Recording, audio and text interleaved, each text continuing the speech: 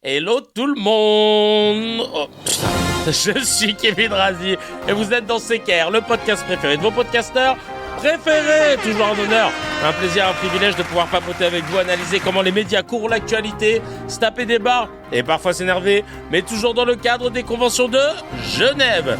Et aujourd'hui, en ce mercredi 26 août 2026, on va revenir sur la candidature annoncée au présidentiel de notre candidat préféré, Raphaël Glucksmann.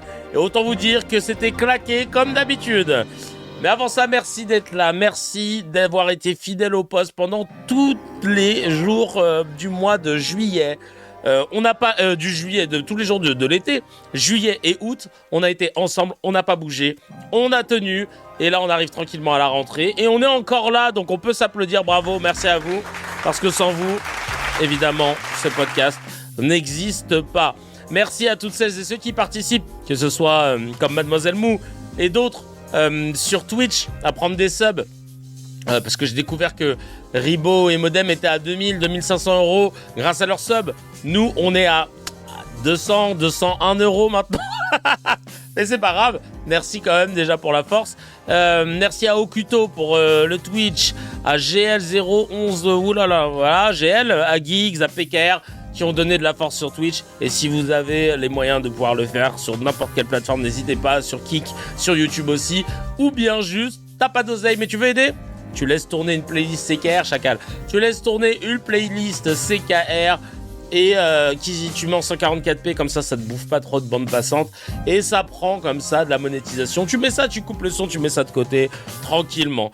Merci à tout le monde, en tout cas, aussi d'avoir donné de la force au compte Instagram CKR, la case shop, parce que je vous le rappelle, il y a la marque CKR qui va sortir avec les produits, en premier les produits dérivés. Les produits dérivés de la marque du podcast, et après il y aura d'autres choses, donc là tu vois ça arrive dans 13 jours, hein. Notez bien, CKRlacase.shop, c'est le site, ça va arriver bientôt. Il y a eu des leaks, quelqu'un a leaké comme GTA 6 les futures pièces qu'il allait avoir, ah là là, des stickers apparemment, des casquettes je crois, je vous en ai déjà montré là, de toute façon la plupart. J'ai hâte en tout cas de pouvoir vous montrer ce premier jet qui est un premier jet vraiment très merchandising, et j'espère à terme après pouvoir travailler sur du graphisme plus poussé et pour pouvoir faire aussi ce que je rêve, à savoir équiper la sélection mauricienne avec de magnifiques maillots CKR. Voilà pour l'ambition. Certains disaient que je lançais des projets et que j'allais pas au bout. Franchement, pour l'instant, je tiens mes paroles. Avis aux perturbateurs endocriniens qui avaient dit ça. En tout cas, je suis trop content. Donc, on va vous dévoiler une petite pièce aujourd'hui. Et bien sûr, le 7 septembre, c'est l'ouverture du store. Je compte sur vous. En tout cas, merci beaucoup. J'ai trop hâte de voir bourrer du CKR. D'ailleurs, moi, cet été, je n'étais habillé qu'en CKR.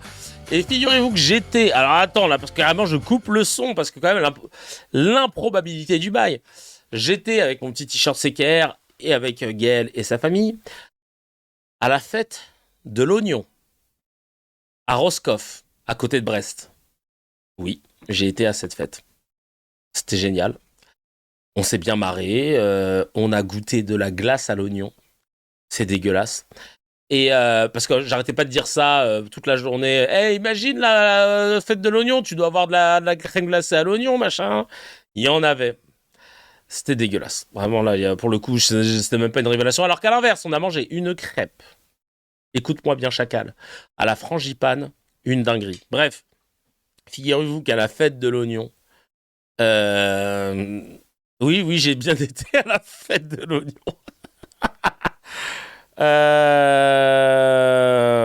Ah, dommage, Baclia. Les oignons de Roscoff sont ultra réputés. Merci, Louis de confirmer. Et c'était vraiment une glace à l'oignon, hein, que j'ai goûté, c'était dégueulasse. On a appris plein de choses sur les oignons, tu vois. L'oignon à Noël, l'oignon... Non, je voulais faire comme Christine Kelly.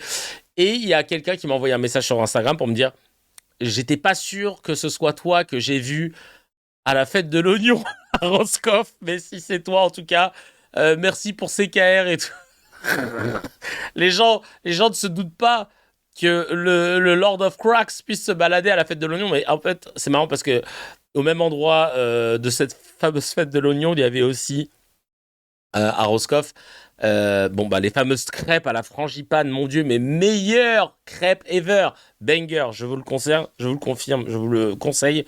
Et non, et il y avait surtout un coin où il y avait des jeux.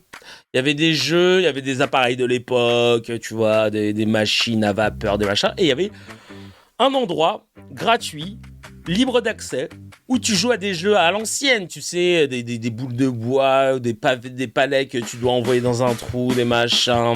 Tu sais, là, le jeu où t'as des petits sacs que tu dois lancer dans un trou. Il y avait plein de jeux comme ça. On a passé au moins 1 heure en famille avec les neveux, les nièces, avec tout le monde, les grands, les petits. C'était génial. J'ai pas acheté de Kunyaman, en fait, j'aime pas trop ça.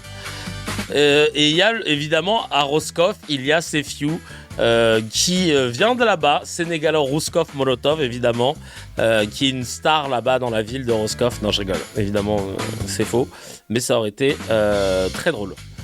Bref. En tout cas, trop content d'avoir pu passer bientôt le sponsor CKR pour la fête de l'oignon 2027. Pas besoin d'oignon pour pleurer de rire avec CKR. Trompette basée, carrément. Tu as grandi en région parisienne, non ? Oui, mais j'ai pas compris la vanne. Qu'est-ce que j'ai dit ? T'es sûr que t'étais pas au banquet de ce terrain ? Non. Au canon français, c'est pas mes Bretons qui vont dérouler le tapis rouge à l'extrême droite, je te le dis tout de suite. Est-ce que j'ai dit tout ce que j'avais à dire concernant la fête de l'oignon ? Oui. On enchaîne avec les réacts sur le dernier épisode.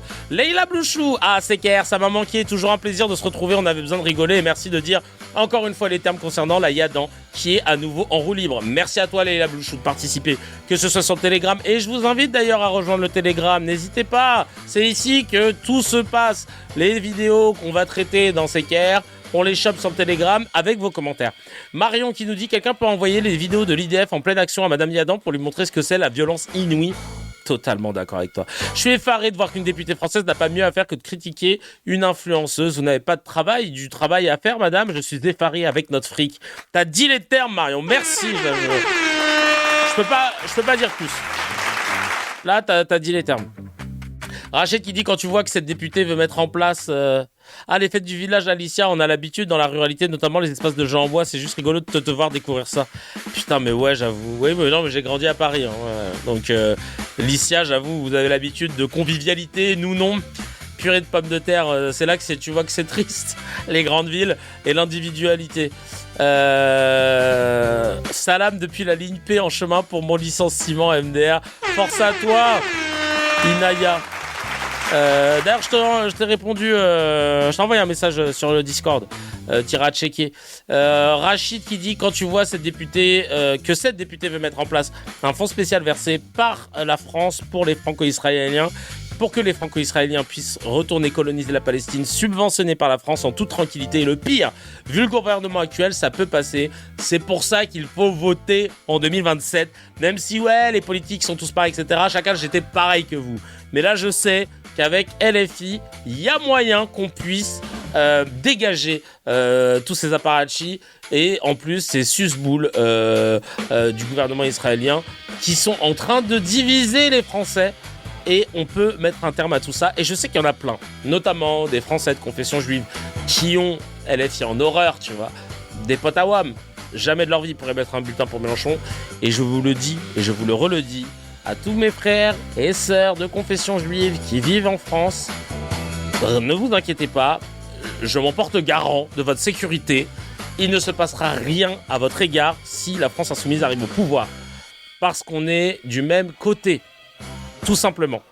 Dès lors qu'on n'est pas en train de prôner le nettoyage ethnique d'une population, évidemment. On aime, nous dit Aino Pafou, nos sœurs et frères juifs. Putain, mais avec les cracks, on n'a même pas besoin de discuter. On me dit les mêmes choses, je savais même pas qu'il allait dire ça. On aime nos frères et sœurs juives. Et eux-mêmes savent que c'est ce qu'on dénonce avec eux, c'est le sionisme et les conséquences du sionisme. Exactement.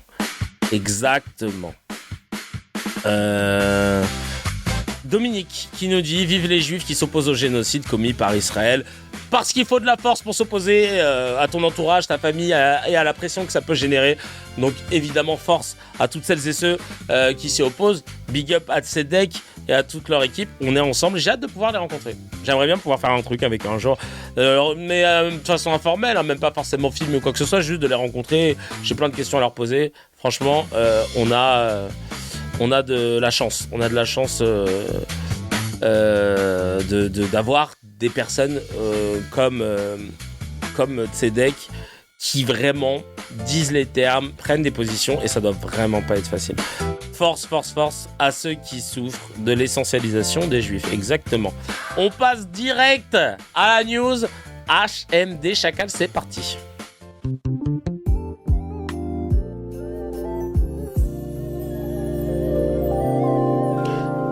La petite news HMD, la petite news qui fait plaisir, la petite news où tu te dis alhamdoulilah, ça fait plaisir.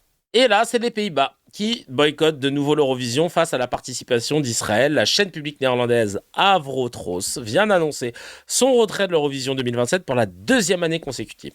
En cause, la participation d'Israël malgré la guerre génocidaire à Gaza et les restrictions imposées à la presse.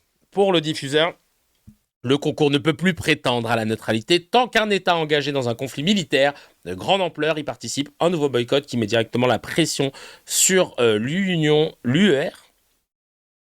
Et pose... Ah, je sais pas ce que c'est l'UER, attendez. Hop, on va checker.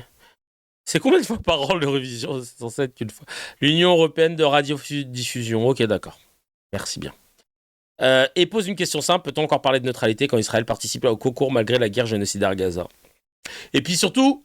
je savais de mémoire qu'on avait le droit à avoir un État en dehors de l'Europe invité exceptionnellement chaque année. Mais frérot, là, Israël, c'est pas en Europe. Hein. Il y a un moment, il faut accepter. Voilà. Tu vois, pourquoi tu veux les inviter chaque année déjà? Il n'y a personne qui se dit chelou, quoi.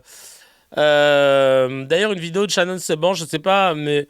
D'ailleurs, encore une vidéo de Shannon Seban, nous dit Jou, je sais pas vous, mais ça commence à se voir qu'elle a aucun rôle dans la politique française. Ah ben, on sait pas ce qu'elle fout, hein, vraiment. En tout cas, elle n'en a strictement rien à foutre de la France, hein, parce que c'est pas son sujet. Ils sont en Asie en ce moment. Excellente vanne qui est drôle qu'à l'écrit. Mais bravo. On passe sans plus tarder au Mezzé, les amis.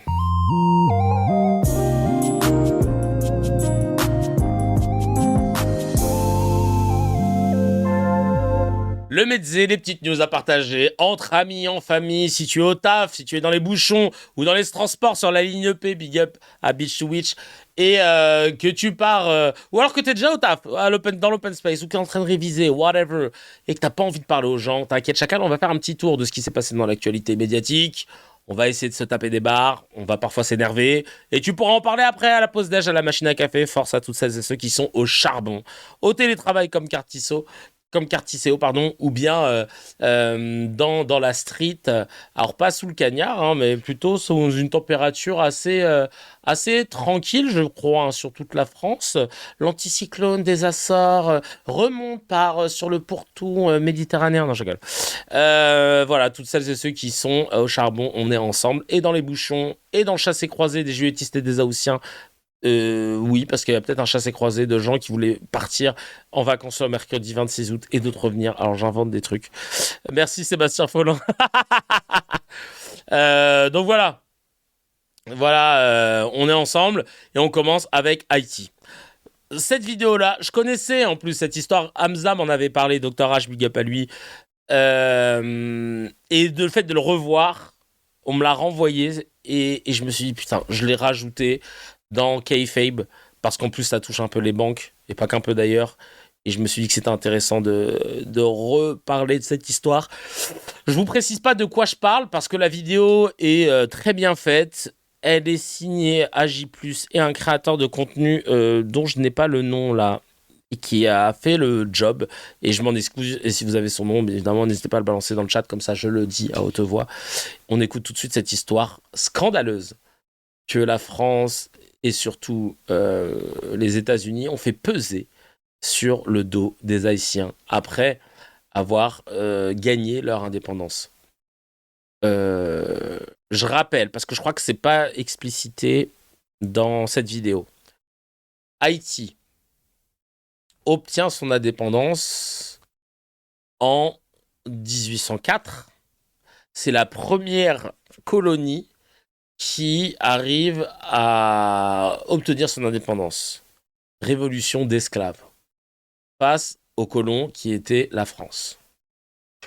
Quelques années plus tard, la France débarque avec des bateaux de guerre et encercle Haïti en disant « À cause de vous, on n'a plus de plantation, on n'a plus d'esclaves. Donc on a un manque à gagner. Alors vous allez nous rembourser le manque à gagner du fait qu'on puisse plus exploiter vos richesses et vos culs. » Haïti n'ayant pas les moyens d'affronter ces bateaux de guerre, décide d'accepter de payer cette dette. De toute façon, ils n'avaient pas le choix. Hein. C'est pile tu gagnes, face tu perds. Résultat des courses, ils ont payé une dette à la France pendant 125 ans. La dernière mensualité, elle est tombée en 1947, si je dis pas de bêtises, 125 ans, chacal. Où la France a obtenu des réparations pour avoir colonisé un pays, chacal. La France a fait des dingueries, hein, et c'est important de le rappeler. Parce que, évidemment que quand tu décris un pays que par ce qu'il a fait de bien, c'est pas la même chose.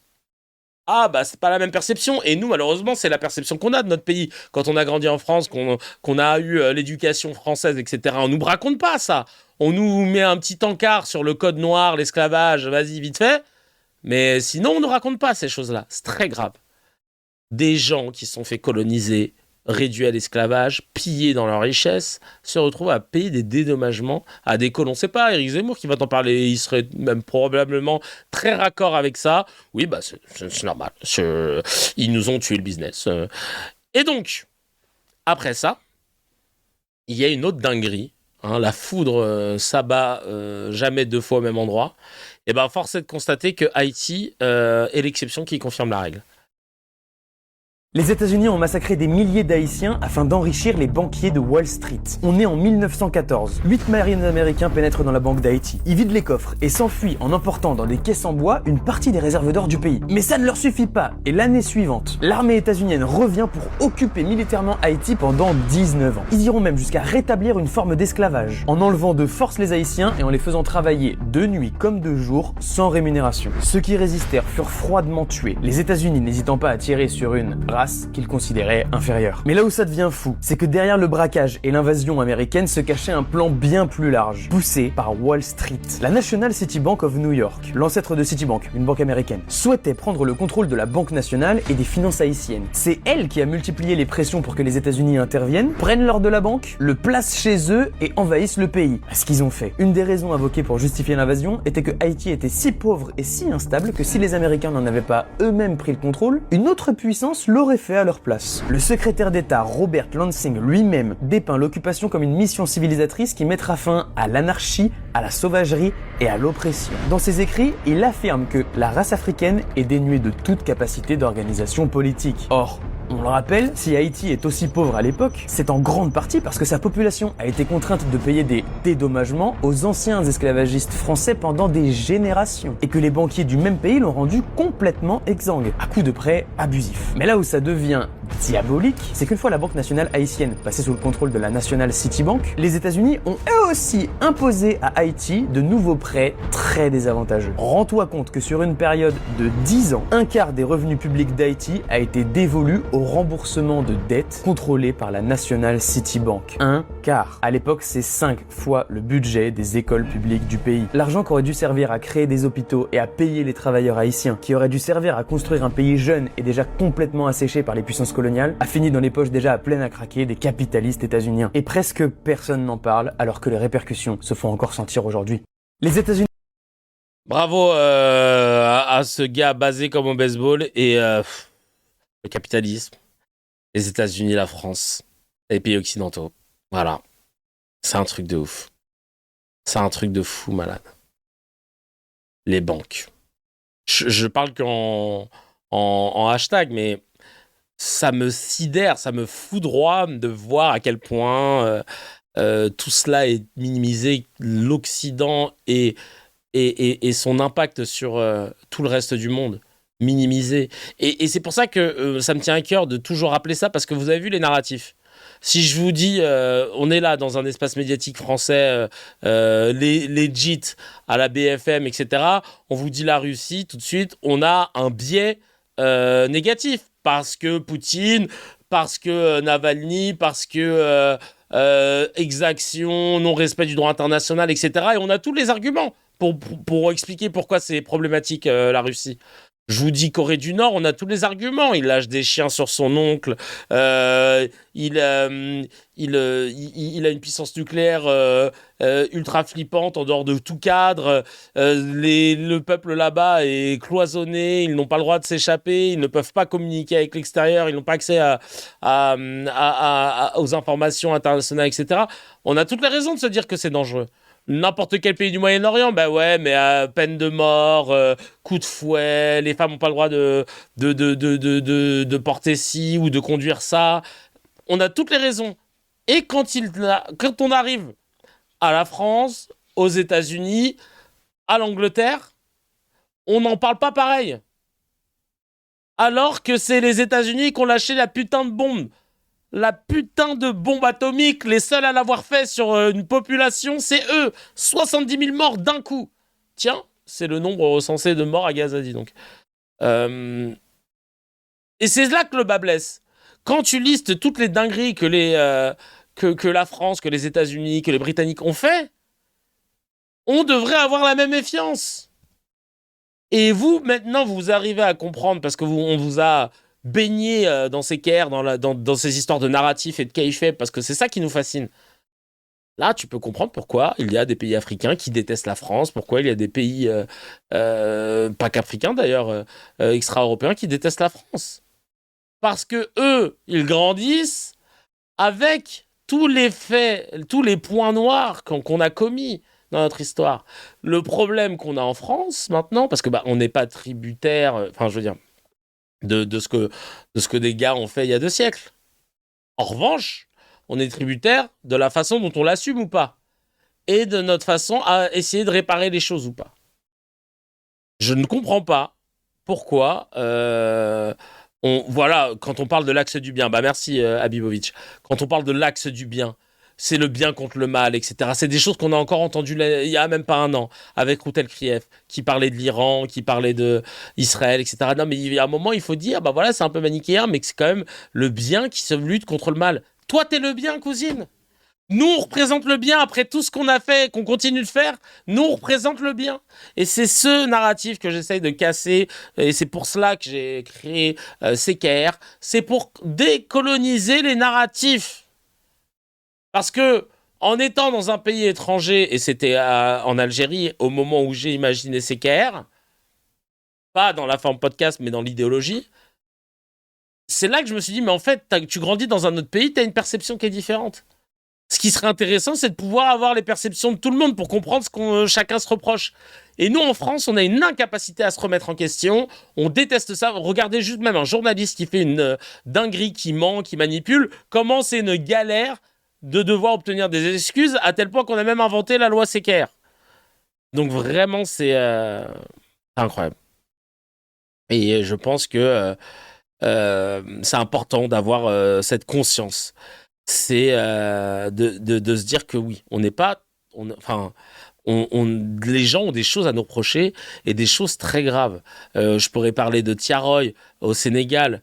Ça aussi, c'est une dinguerie. Vous connaissez sûrement pour la plupart des cracks.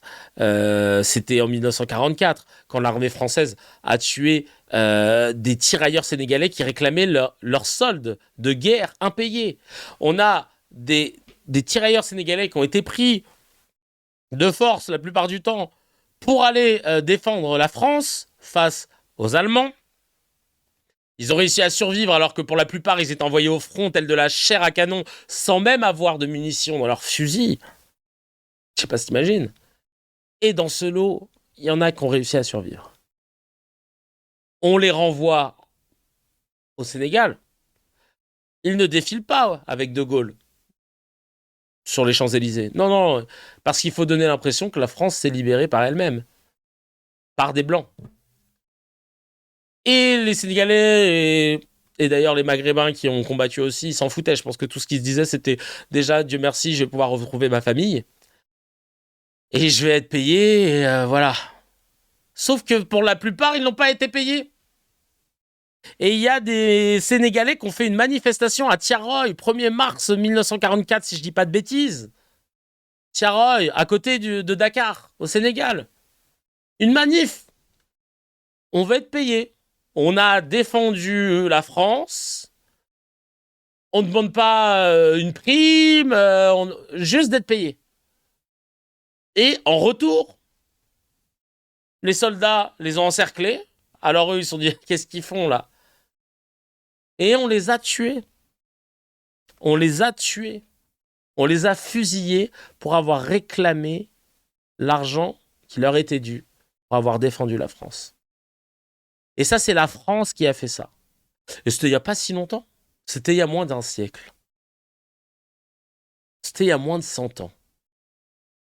On a même encore des survivants de cette époque-là, qui sont sur la fin de vie, tu vois. Donc, c'est pour ça que c'est très important de se rappeler de tout ce qu'a fait la France. Et les enfumades de Dara, et la guerre de l'opium en Chine, chemin de fer au Congo, la répression de l'insurrection malgache, bref. Les essais nucléaires au Sahara et en Polynésie, et j'en passe, et des meilleurs.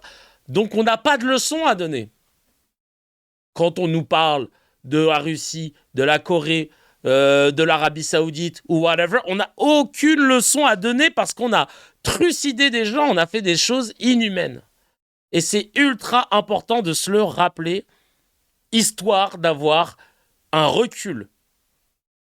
C'est une dinguerie. On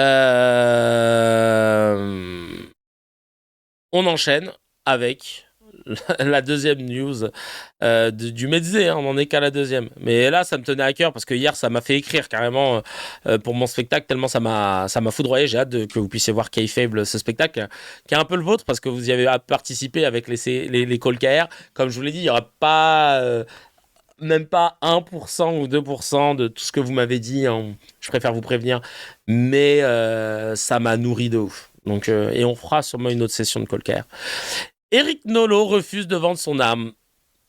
Il l'a dit sur CNews. Et là, vous me dites, mais de quoi il parle?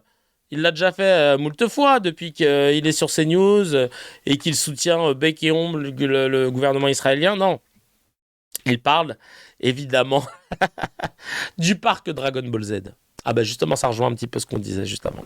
Je ne vais pas sauter de joie à l'annonce d'un parc d'attractions créé sur le thème de Dragon Ball, s'il vous plaît, par l'Arabie Saoudite qui découpe ses opposants à la scie vivant. Excusez-moi, je veux dire, il y a quand même un message, sans compter le soutien de l'Arabie Saoudite à des tas de mouvements opposés, et pour ne pas dire ennemis farouches et mortels de la France. Moi, je pense que l'argent n'excuse pas tout. Il y a quelque chose de problématique, et moi, je suis sur la ligne de M. De Villiers. J'aurais préféré que ça soit un financement français et beaucoup moins douteux que celui de l'Arabie Saoudite. C'est d'ailleurs pas le financement étranger en tant que tel, mais je trouve que l'Arabie Saoudite pose un problème particulier. Ok. Bon, ben, on est en plein, évidemment, dans ce que je vous ai dit il y a même pas 50 secondes. Jules qui dit... Les USA sont les premiers investisseurs en France. Amazon avait annoncé, il me semble, 15 milliards sur 3 ans, et surtout il y a quelques années, lorsque le General Electric avait racheté une partie de l'énergie d'Alstom, qui pourtant est le fleuron de l'industrie française. Le problème n'est pas l'investissement, mais plutôt qui investit. C'est pas un parc pour manga qui va tuer la culture française. Dans un contexte mondialisé, les cultures se rapprochent de plus en plus. On regarde des films américains, on lit des mangas japonais, on achète des téléphones et des télés en Corée. On écoute de la musique anglaise, sud-américaine ou africaine. C'est pas un parc d'attractions qui va changer la donne. Admettez que le problème, c'est que l'investissement est arabe et musulman, même si cet argent vous dérange moins dans les boutiques. Avenue Montaigne. Il a dit les termes en direct de la station thermale. J'ajouterai à cela que, évidemment, que l'affaire Khashoggi, de ce journaliste qui critiquait l'Arabie Saoudite, qui est saoudien, qui s'est fait découper, semble-t-il, dans une ambassade et qui a disparu et qui n'a jamais... l'affaire n'a jamais été élucidée, mais les caméras de surveillance, etc., nous laissent à croire qu'ils l'ont découpé et l'ont fondu dans de l'acide. Un bail tar James Bond, hein, c'est horrible, bien sûr. Mais on est qui, nous, pour donner des certificats de vertu aux États qui auraient le droit ou non de collaborer avec nous? Qu'est-ce qu'on a fait en Libye, Chacal? Rien que ça.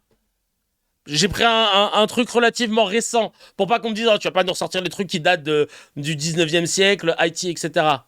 Rien que ça. Prendre de l'oseille pour de la Libye, pour ensuite aller lui faire la guerre et déstabiliser totalement le pays en tuant des gens et son dirigeant. Ça va?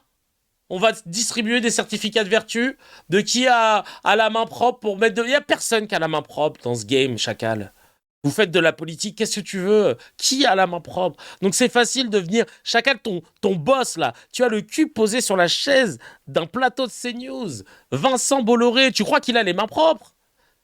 Tu crois qu'il a les mains propres? Super. Donc ferme-la, en fait, concrètement. Ferme-la. T'aimes pas les musulmans et t'aimes pas leur argent, dis les termes.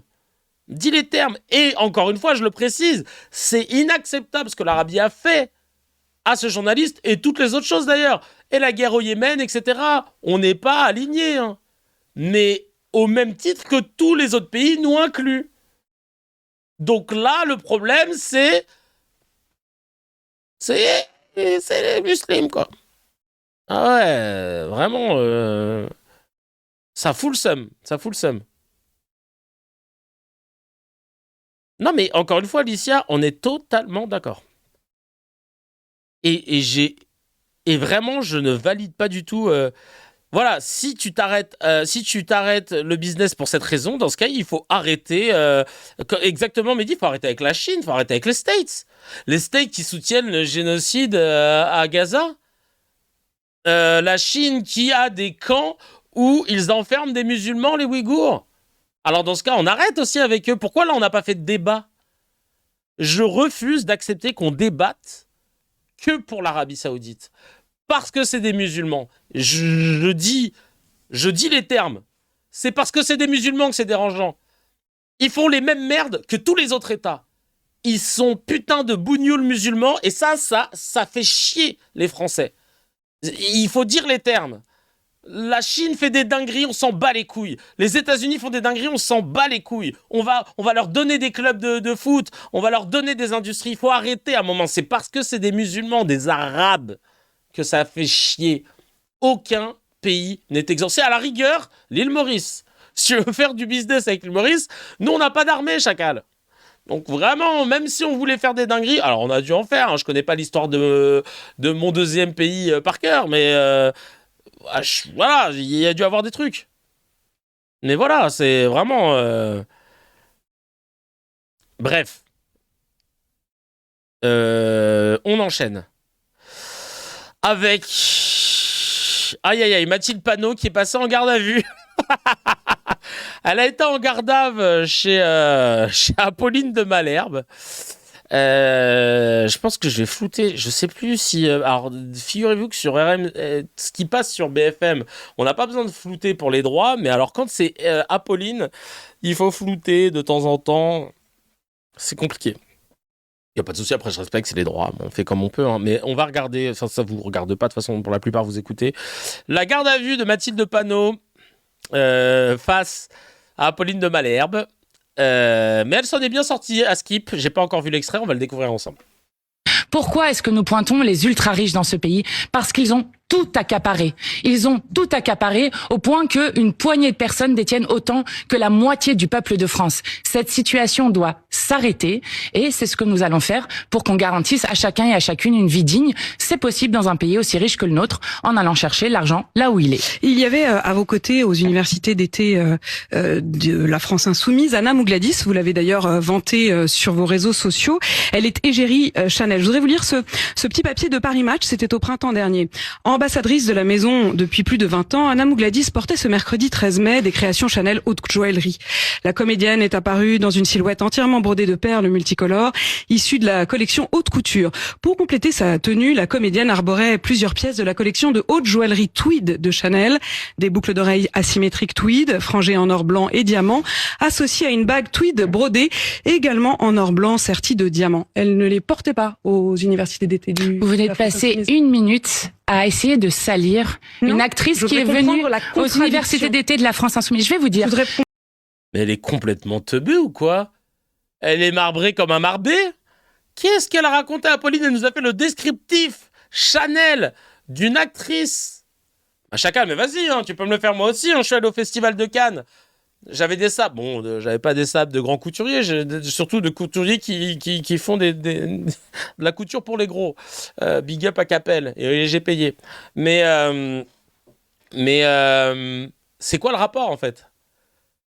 Donc quelqu'un est certificat de vertu, pureté militante.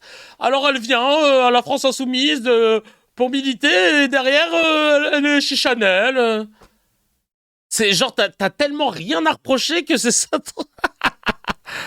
Ah, purée de pommes de terre. Qu'est-ce qu'elle raconte? Purée de pommes de terre. Elle paye même pas les bijoux à l'égérie en plus. Mais c'est nul. Oui, quand t'es à gauche, tu dois être habillé en pouilleux, c'est ça. Mais si t'avais et les droitards qui claquent de l'argent public dans les costumes, dans les robes et dans les bijoux, SO Rachida Dati, ça c'est pas un sujet pour toi. Incroyable. Non, il n'y a aucune contradiction. Je vais vous expliquer. Nous ne sommes pas en train de dire que nous arrêterons la mode, y compris des interdire produits, les milliardaires, etc. Oui, non, mais d'accord, mais interdire les milliardaires. Vous croyez que le luxe, ça fait partie, Chanel, Madame de Malherbe? Chanel appartient. Chanel appartient. Milliardaire qui je voudrais qu'on soit très précis parce que vraiment, Chanel. Mais elle était pétée. Oh là là, qu'est-ce qu'elle est claquée. Vous voulez interdire les milliardaires? Donc les milliardaires, c'est le luxe. Et vous invitez des gens qui portent des trucs de luxe, mais ferme-la. Oh là là. C'est quoi ce raccourci nul à chier? Tu n'as rien à dire sur le fond, donc tu vas chercher. Mais alors là, elle est allée chercher tellement loin. Elle a creusé au moins 600 mètres. Elle est tombée sur du pétrole tellement elle a cherché. Oh là là là là, elle est nulle. Mais c'est de la gaminerie, exactement. Un journalisme de gaminerie. Appartient à notamment deux frères, Alain et Gérard Wertheimer, propriétaires de Chanel, chacun crédité d'une fortune d'environ 42,4 milliards de dollars. La fratrie pèse 90 à 100 milliards de dollars. Il n'y a pas de contradiction. Madame de Malherbe, je vais vous dire. Mais t'es con. Oh, elle m'énerve. Oh, ce matin, il est dur. Aïe, aïe, aïe. Excusez-moi si vous écoutez CKR avec les enfants ou dans votre voiture de VTC ou de chauffeur de taxi et qu'il y a des clients. D'ailleurs, n'hésitez pas à mettre 5 étoiles à votre chauffeur ou à votre conductrice ou bien... non, en fait, ce qui me rend ouf, c'est que ce qu'elle raconte, c'est de la grosse merde. Le luxe, ça appartient des milliardaires. Donc ça veut dire que si tu reçois quelqu'un qui a été égérie pour une marque de luxe, il y a un problème. Moi je dis c'est plutôt bien. Il n'y a pas un problème, c'est au contraire. Quelqu'un qui décide, qui vient d'un certain milieu, plus ou moins privilégié, et qui décide quand même de se dire, ben moi je veux œuvrer pour une cause qui me semble juste. Moi je trouve ça déjà bien. Mais surtout c'est quoi le rapport? On veut pas interdire les marques de luxe.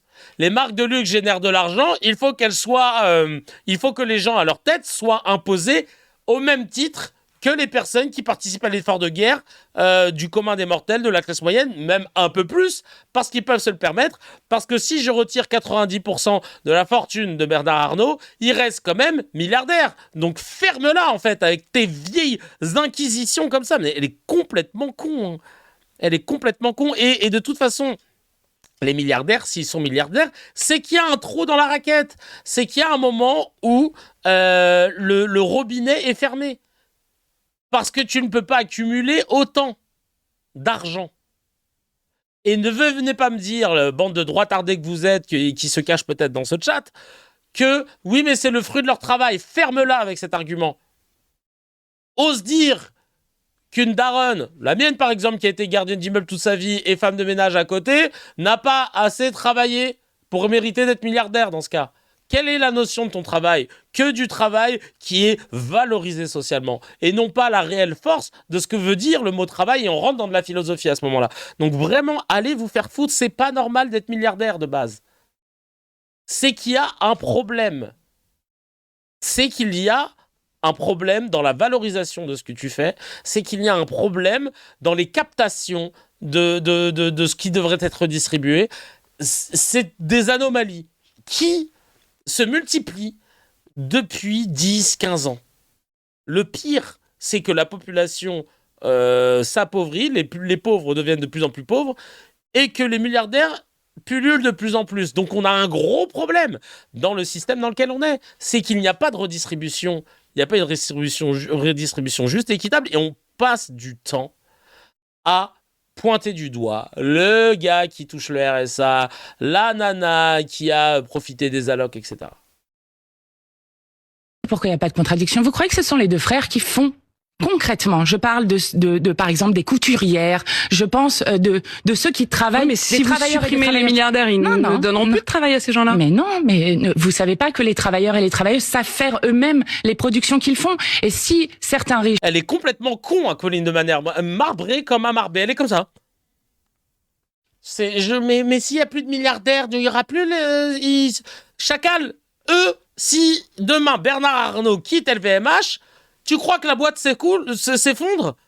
Mais t'es con ou tu fais exprès? C'est quoi ton problème? Est-ce que tu es con? Est-ce que tu as conscience d'être une grosse conne au moment où tu dis ça? Est-ce que ça va, je sais pas si tu te rends compte de ce que tu fais et du mal que tu provoques en distillant comme ça des aberrations. T'es censé être responsable quand tu prends la parole dans un média. C'est pas possible de dire des inepties de la sorte. C'est incroyable. Vraiment. Oh là là. N'importe quoi. Ne veulent pas rester dans un pays où on leur demande de contribuer, eh bien peut-être qu'ils iront ailleurs et que nous ferons comme les États-Unis, c'est-à-dire aller les rechercher pour justement faire un impôt différentiel. C'est-à-dire si vous allez en Suisse pour payer moins d'impôts, eh bien nous ferons payer la différence et nous trouverons des riches moins chers. Vous trouvez Madame pas que de ce Malherbe serait moins hypocrite d'assumer et quitte à porter en permanence du Chanel à plusieurs dizaines de milliers d'euros les bijoux et les costumes, de les mettre dans ces cas-là aussi aux universités d'été. Mais pourquoi vous essayez de faire ça, Madame de Malherbe? Mais parce que je voudrais comprendre la contradiction, ça vous paraît pas contradictoire? Non, il n'y a pas de contradiction. Il n'y a pas de contradiction. Nous sommes très fiers. Vous dites que les milliardaires sont des nuisibles, et en même temps, vous avez parmi presque vos égéries aussi, puisque vous en avez fait. Je te jure, arrête, Raphaël Enthoven va dire que tu fais une crise d'ado. Cette vidéo-là, on va la regarder d'ici la fin de la semaine et... Là, j'essaie de me calmer parce qu'on n'en est qu'à la 3e vidéo. J'ai pas envie qu'on dise que je me vulgarise. J'aime bien dire que je vulgarise, mais pas que je devienne vulgaire. Mais elle est énervante. Elle est énervante, elle joue la teubée qui croit qu'elle va avoir un Pulitzer là. Elle croit qu'elle a d'être ça. Évidemment, on voit comment elle a ce 2 poids 2 mesures lorsqu'elle est face à une insoumise et quand elle est face à des droitards. Fait aussi un personnage très important et qu'elle a participé avec vous à une table ronde sur les milliardaires. Sur Zappé Bolloré. Et elle en a parlé comme justement d'un milliardaire. Bien sûr. Quelqu'un qui... Et nous allons mettre en place, par exemple, une loi anti-concentration des médias, ce qui me semble être plus intéressant que les vêtements d'Anna Mouglalis. Je vais vous dire, moi je suis fière qu'aux universités d'été, il y ait un monde de la culture qui soit venu. Des artistes, comme par exemple Pierre Lemaitre, prix Goncourt, qui a introduit le meeting de Jean-Luc Mélenchon, Rebecca Chaillon. Oui, mais arrêtez de salir les gens lorsqu'ils soutiennent la France insoumise. Je suis parfaitement factuelle. Nous venons de faire... C'est la salir le plus grand de dire événement. Qu'elle est égérie Chanel? Non, pas du tout. Mais vous essayez de montrer par là... Mais vous trouvez ça grave d'être égérie Chanel? Vous savez, ce n'est pas parce que, y compris même lorsque les gens seraient riches, ce n'est pas parce que, y compris lorsque des gens seraient riches et qu'ils soutiennent le programme de la France insoumise en disant « Nous sommes prêts à contribuer, à être solidaires, à refuser ce monde du chacun pour soi et de l'égoïsme comme on est en train de le faire », que, eh bien, les gens n'ont pas le droit de le dire. Est-ce que ce n'est pas mieux des gens qui ont un peu d'argent ou beaucoup d'argent, qui disent « Nous voulons contribuer, être solidaires, construire la société, faire pays », plutôt que des gens qui disent « Nous voulons faire sécession ». Donc, vive les milliardaires. Mais non, pas vive les milliardaires, parce que ce que nous disons, c'est que nous allons faire le partage des richesses et que donc nous ne laisserons pas certaines personnes se gaver pendant que l'immense majorité sociale est en train de souffrir. Waouh, c'est incroyable. Odieuse, insupportable, remplie de haine. Vraiment, c'est incroyable. C'est incroyable. Bref, c'est marrant parce que la source, il vient de m'envoyer cette séquence en disant sur WhatsApp, j'avais raté cette séquence. Mais waouh. C'est vraiment très dur, hein, très insoutenable de voir une journaliste aussi mal faire son job. Vivement évidemment, évidemment la loi CKR. Hein, on va essayer d'avancer, hein, sachant que maintenant la présidentielle se dessine de plus en plus. Il y a des cartes à jouer. Alors on va les jouer. J'ose espérer que CKR deviendra, et qu'on deviendra, vous et moi, des acteurs et actrices majeurs de cette présidentielle pour les gens qui ne regardent pas les médias ou qui ne veulent plus. Bref, on continue. Alors là, on sort du cadre des médias avec un échange polémique entre un policier et un automobiliste. L'automobiliste n'a rien à se reprocher, il respecte la loi.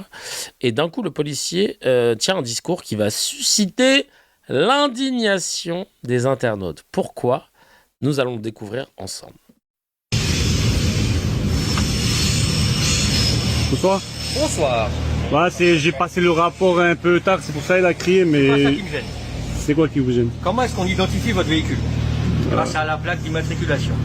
Bah, quand c'est étrangère, vous devez aller sur le fichier européen, sinon vous n'avez pas d'autre choix. Oui. Avec le numéro de châssis. J'ai la réponse. Pardon? Non, il m'avait posé une question, je lui ai donné la Vous avez réponse. quelque chose à compenser?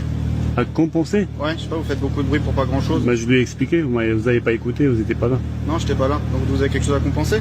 Bah non, c'est que je lui ai dit, j'ai passé le rapport un peu tard, c'est pour ça que ça a crié. Mais je roulais pas vite. Bah alors prenez un véhicule automatique, puis mettez-le en mode. Mais non, elle est automatique. C'est juste que des fois, quand on l'a pas... Si vous n'arrivez pas à la gérer. Ou sinon elle est sur circuit, elle est montée comme sur un circuit qui est sur la voie publique, avec des plaques bien tape à l'œil. Ça, je veux bien voir ce que c'est comme plaque personnalisée. Vous avez un permis français? Oui. Vous avez trop de points, trop d'argent? Bah, j'ai rien fait. Je me fais pas remarquer. Si je suis passionné d'automobile, je vais sur un circuit, je vais pas me faire remarquer dans une voiture tape à l'œil à faire du bruit pour rien faire là. Ouais, Ouais, mais- 30. Non, mais j'ai rien fait, vous me faites ce genre de Vous faites du remarques. bruit pour rien. Je me suis expliqué, vous me faites quand même la remarque, Parce que vous vous faites du insistez. bruit pour rien. Mais du bruit pour rien, c'est le moteur, c'est un 3,5 litres. Elle est prévue pour faire ce genre de Les bruit. clapets, ça se ferme, on peut avoir une conduite souple, même avec un moteur. avec Non, un j'ai véhicule. pas de bouton Eh pour ben le alors, fermer. Eh ben, prenez un petit véhicule si vous n'arrivez pas à la gérer. Ah, le rageux. L'autre, il connaît bien la voiture, en tout cas. Ah, c'est drôle. J'adore. Est-ce que je peux y aller? Ouais, vous allez pouvoir y aller. Vas-y. Merci, bonne soirée.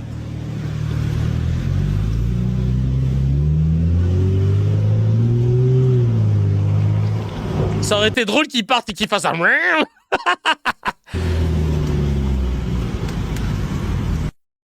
Ah, c'est drôle. Aïe, aïe, aïe, aïe, aïe. Je suis sûr qu'il lui aurait dit, bah, vous voulez faire un tour pour essayer, vous verrez, hein, le changement, il est particulier. Et là, le mec, il aurait fait, tu sais, il aurait été comme ça. Allez-y, mettez-vous sur le... Bon, bah, allez-y, mettez-vous sur la place côté passager, je vais faire un test. Mais vraiment, ça me fait pas plaisir, hein. Alors, oui, je sais très bien comment ça fonctionne, là. C'est la nitroglycérine, c'est ça? Ok, là, c'est les clignotants. C'est parti. Ah, ouais, j'avoue, ça envoie, hein. Ouh. Attendez, on va... Hop, oui, non, le feu était rouge, mais tranquille, y a personne. Ça va, je suis policier, je sais ce que je fais. Hop, on va la faire pousser un peu, là. Tu sais, genre, le mec, il commence à kiffer son truc. C'est sûr. Il lui aurait dit... Ah ouais, on va procéder. On va fermer les routes. Ah non, mais vraiment... Ah là, putain, acting de fou. Mais je suis comédien, les gars. Ça, c'est la petite plus-value de ce stream. C'est irrespectueux, mais j'espère que lui aussi respecte les piétons au niveau sonore. Après, c'est vrai qu'il y a des voitures, elles sont reloues. Alors, moi, c'est pas tant les voitures qu'avec... Bah, de toute façon, à Paris, tout est relou. Moi, c'est surtout les motos. Les motos qui lâchent des... Parce qu'une voiture, en vrai, à Paname, c'est rare que t'aies plus de 10 mètres pour avancer non-stop, tu vois. Donc, on les entend pas trop. Enfin, moins. Mais alors, les motos, là, avec les pots Akrapovic, mon Huc, qui font un bruit de bâtard, là. Oh là là là là. Mais arrêtez avec ça. C'est même pas agréable. Genre, même vous, sur la moto, je sais même pas si vous kiffez vraiment le truc. C'est pas agréable, c'est trop fort. Je comprends pas. Et je dis pas ça en tant que rageux. J'ai eu un GLC coupé, pack AMG, chacal. J'avais 4 pots. T'inquiète. J'ai eu une Gova. Hein. Je faisais jamais ça. Le seul moment où je pouvais me faire kiffer, c'était sur l'autoroute. Quand on roule à 130. Et qu'il y a un gars, je sais pas, qui veut me tester. Tu connais. Tu mets le mode sport. Bam bam. Merci, au revoir. C'est tout. Parce qu'il y avait trop de gens qui voulaient faire les malins.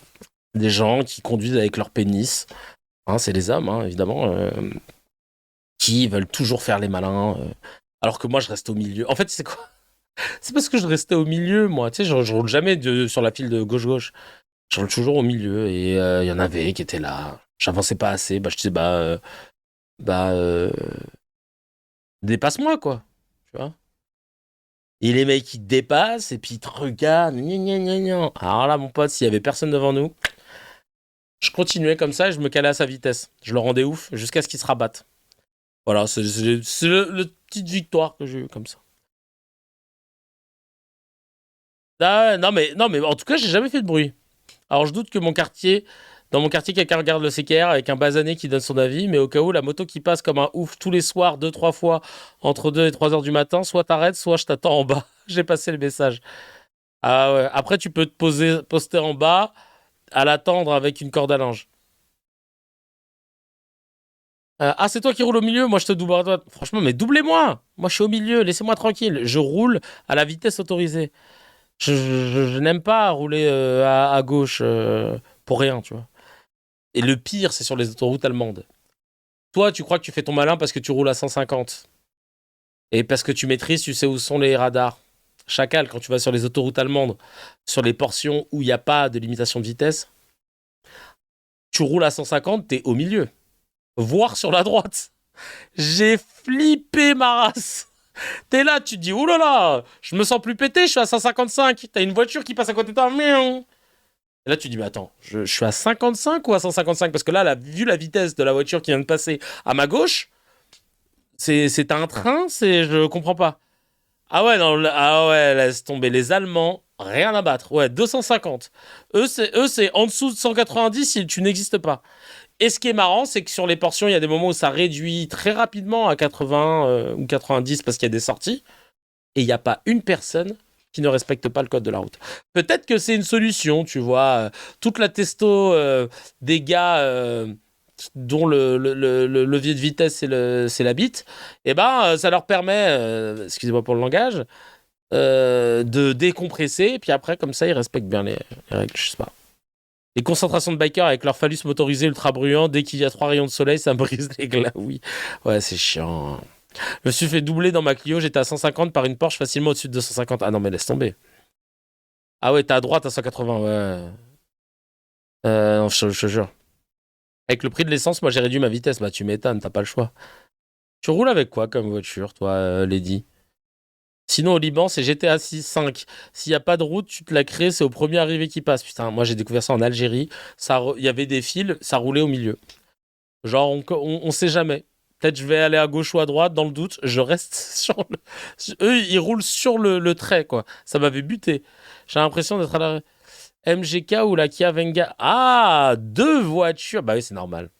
C'est la base, notamment quand on habite en région et que tu dois te déplacer.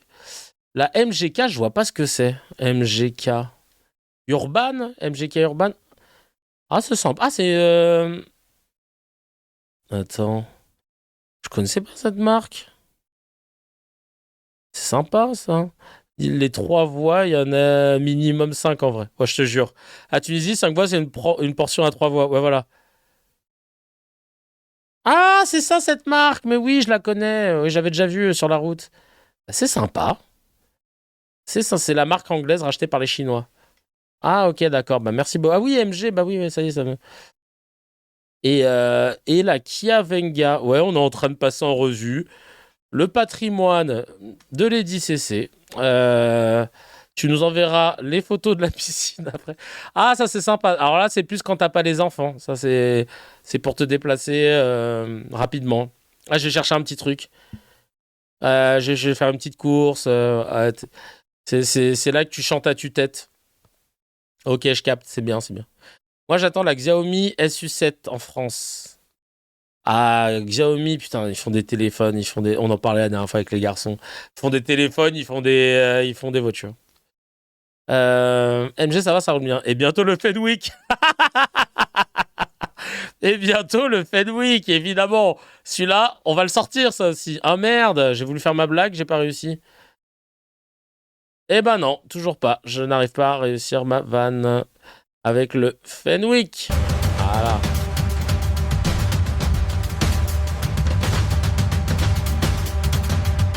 Attends, c'est l'émission Automoto, après c'est Téléfoot, je te jure, la vie de ma mère. On a une capacité de digression dans cette commune, elle est quand même assez incroyable.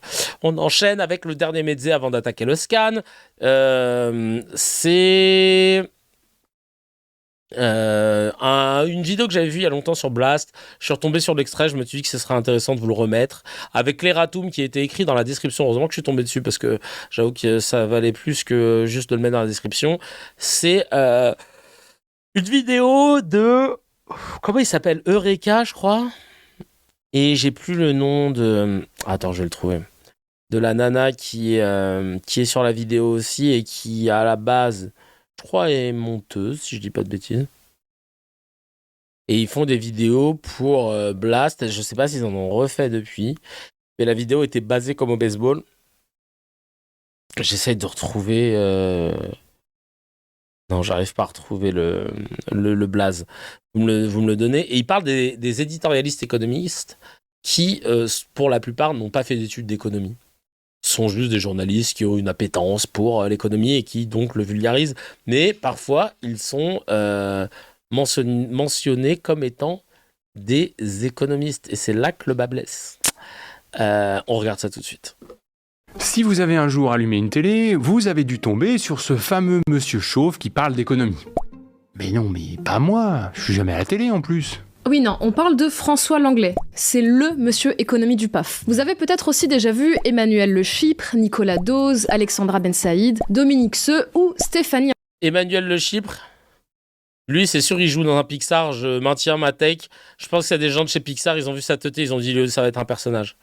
C'est incroyable. Antoine. Le point commun, c'est qu'aucun d'entre eux n'a fait d'études d'économie. Ils viennent presque tous de Sciences Po, avec une spécialisation dans une école de commerce. Donc ce sont pas des économistes, ce sont des journalistes. Leur rôle, normalement, c'est d'interviewer ou de relayer la parole de gens pertinents, que ce soit des acteurs de la vie économique, genre des professionnels de différentes industries, ou des observateurs experts, que sont les économistes universitaires. Et en soi, c'est pas hallucinant qu'ils n'aient pas eux-mêmes fait d'études en économie, puisque leur expertise à eux, en fait, c'est d'être des relais pour transmettre l'information. Donc voilà, c'est facile. François Langlais, c'est un journaliste. Sauf que... Ben alors, regardez ça, il est économiste, François Langlais ? Hein ? Il est économiste ? Non mais attends, c'est pas possible, il est pas chercheur. Mais attends, de toute façon, l'économie, est-ce que c'est vraiment une science ? Si ? Non ?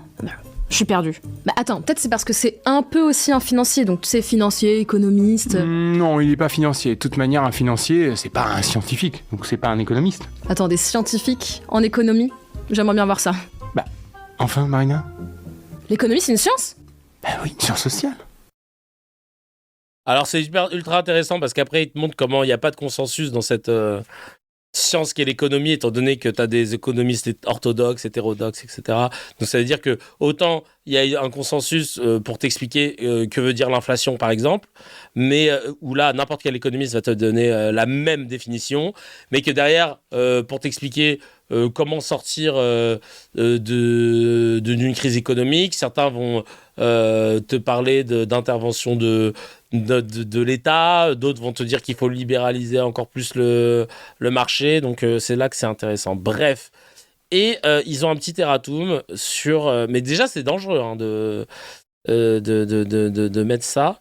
Et ils ont un petit erratum concernant Emmanuel Le Chypre, qui est titulaire d'un master en économie. Voilà. Donc, il fait partie des rares journalistes économique du PAF à avoir un diplôme d'économie. Donc Emmanuel Le Chypre, c'est celui qui est dans un Pixar. Je remets sa tête, j'adore sa tête. Franchement, c'est agréable à regarder. C'est la bonhomie, c'est le petit bonhomme. C'est le petit bonhomme, voilà. Ça va, petit bonhomme ? Hein ? Ah bien. Un petit bonhomme. Je crois que c'est le Pokémon. Attends, je vais voir si je peux pas me le mettre en... Hop. On va essayer de voir si ça passe bien. Alors, qu'est-ce que ça dit dans le Kevin en kiff? Non mais ces petites têtes. Enfin, sa petite tête. Et il dit de la merde, le Gérard Larcher des médias. Là. Il fera un bon ministre du goûter aussi. Voilà. Bibendum de l'économie. C'est des mots mignons, tu vois. Ouais, c'est un petit ministre du goûter. Gousi. Non, pas envie de lui faire de gousi non plus. Peut-être pas à ce point-là. Loi CKR, exactement. La loi CKR, on a hâte qu'elle puisse rentrer. Et franchement, je suis désolé. Je ne vois pas la différence avec sa tête d'origine. Je suis désolé. Il a une tête de Pixar. J'avais le tech depuis Day One, depuis qu'on le connaît. Aïe. On a dit pas le physique sauf pour la droite. C'est bon, on peut y aller. Purée de pommes. Le ducobu de l'économie. La vie de ma mère. Moi, je trouve qu'on dirait le mec dans les Trois Frères, les Rastaquaires. Purée de pommes de terre, c'est vrai. Les Rastaquaires, là. Oh, purée, c'est vrai. Je le vois bien dire ça. Soit Pixar, soit le papa raciste dans les Trois Frères. Ah ouais, Rastaquaires. Les Rastaquaires. Sans patate. Ça fait mes 68, hein. Ah, mais oui. Oh, purée, c'est son grand-oncle. C'est son grand-oncle, c'est sûr, totalement. J'ai tapé un Rastaquaire, clairement, je vais pas mentir, c'est vraiment ça. On est le huissier de justice. Ça pourrait être l'huissier de justice, putain de merde, c'est vrai. Il est mort il y a quelques semaines, Miskin, le huissier de justice. Ouais, je crois. Ah oui. Ah mais oui, putain, le huissier de... Mais bien sûr.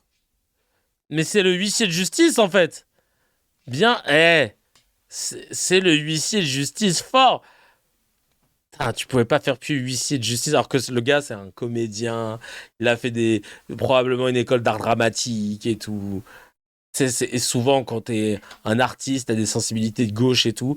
Il incarne le huissier droitard à la perfection. Vraiment, là tu peux pas lui enlever. Là, la calvasse. La calvasse de droitard, tout est une Ciotti X Cazeneuve, la vie de ma mère, vraiment. Rien que sa tête, j'ai le flashback du film. Ah ouais, rien que sa tête, le slip sur la tête. Je suis assermenté. Ah là. Vraiment incroyable ce film. Faudrait qu'on se le refasse bientôt. Là. Il était incroyable. Cazeneuve type beat. Aïe. Bref, allez. Sans plus attendre, on passe tout de suite au scan.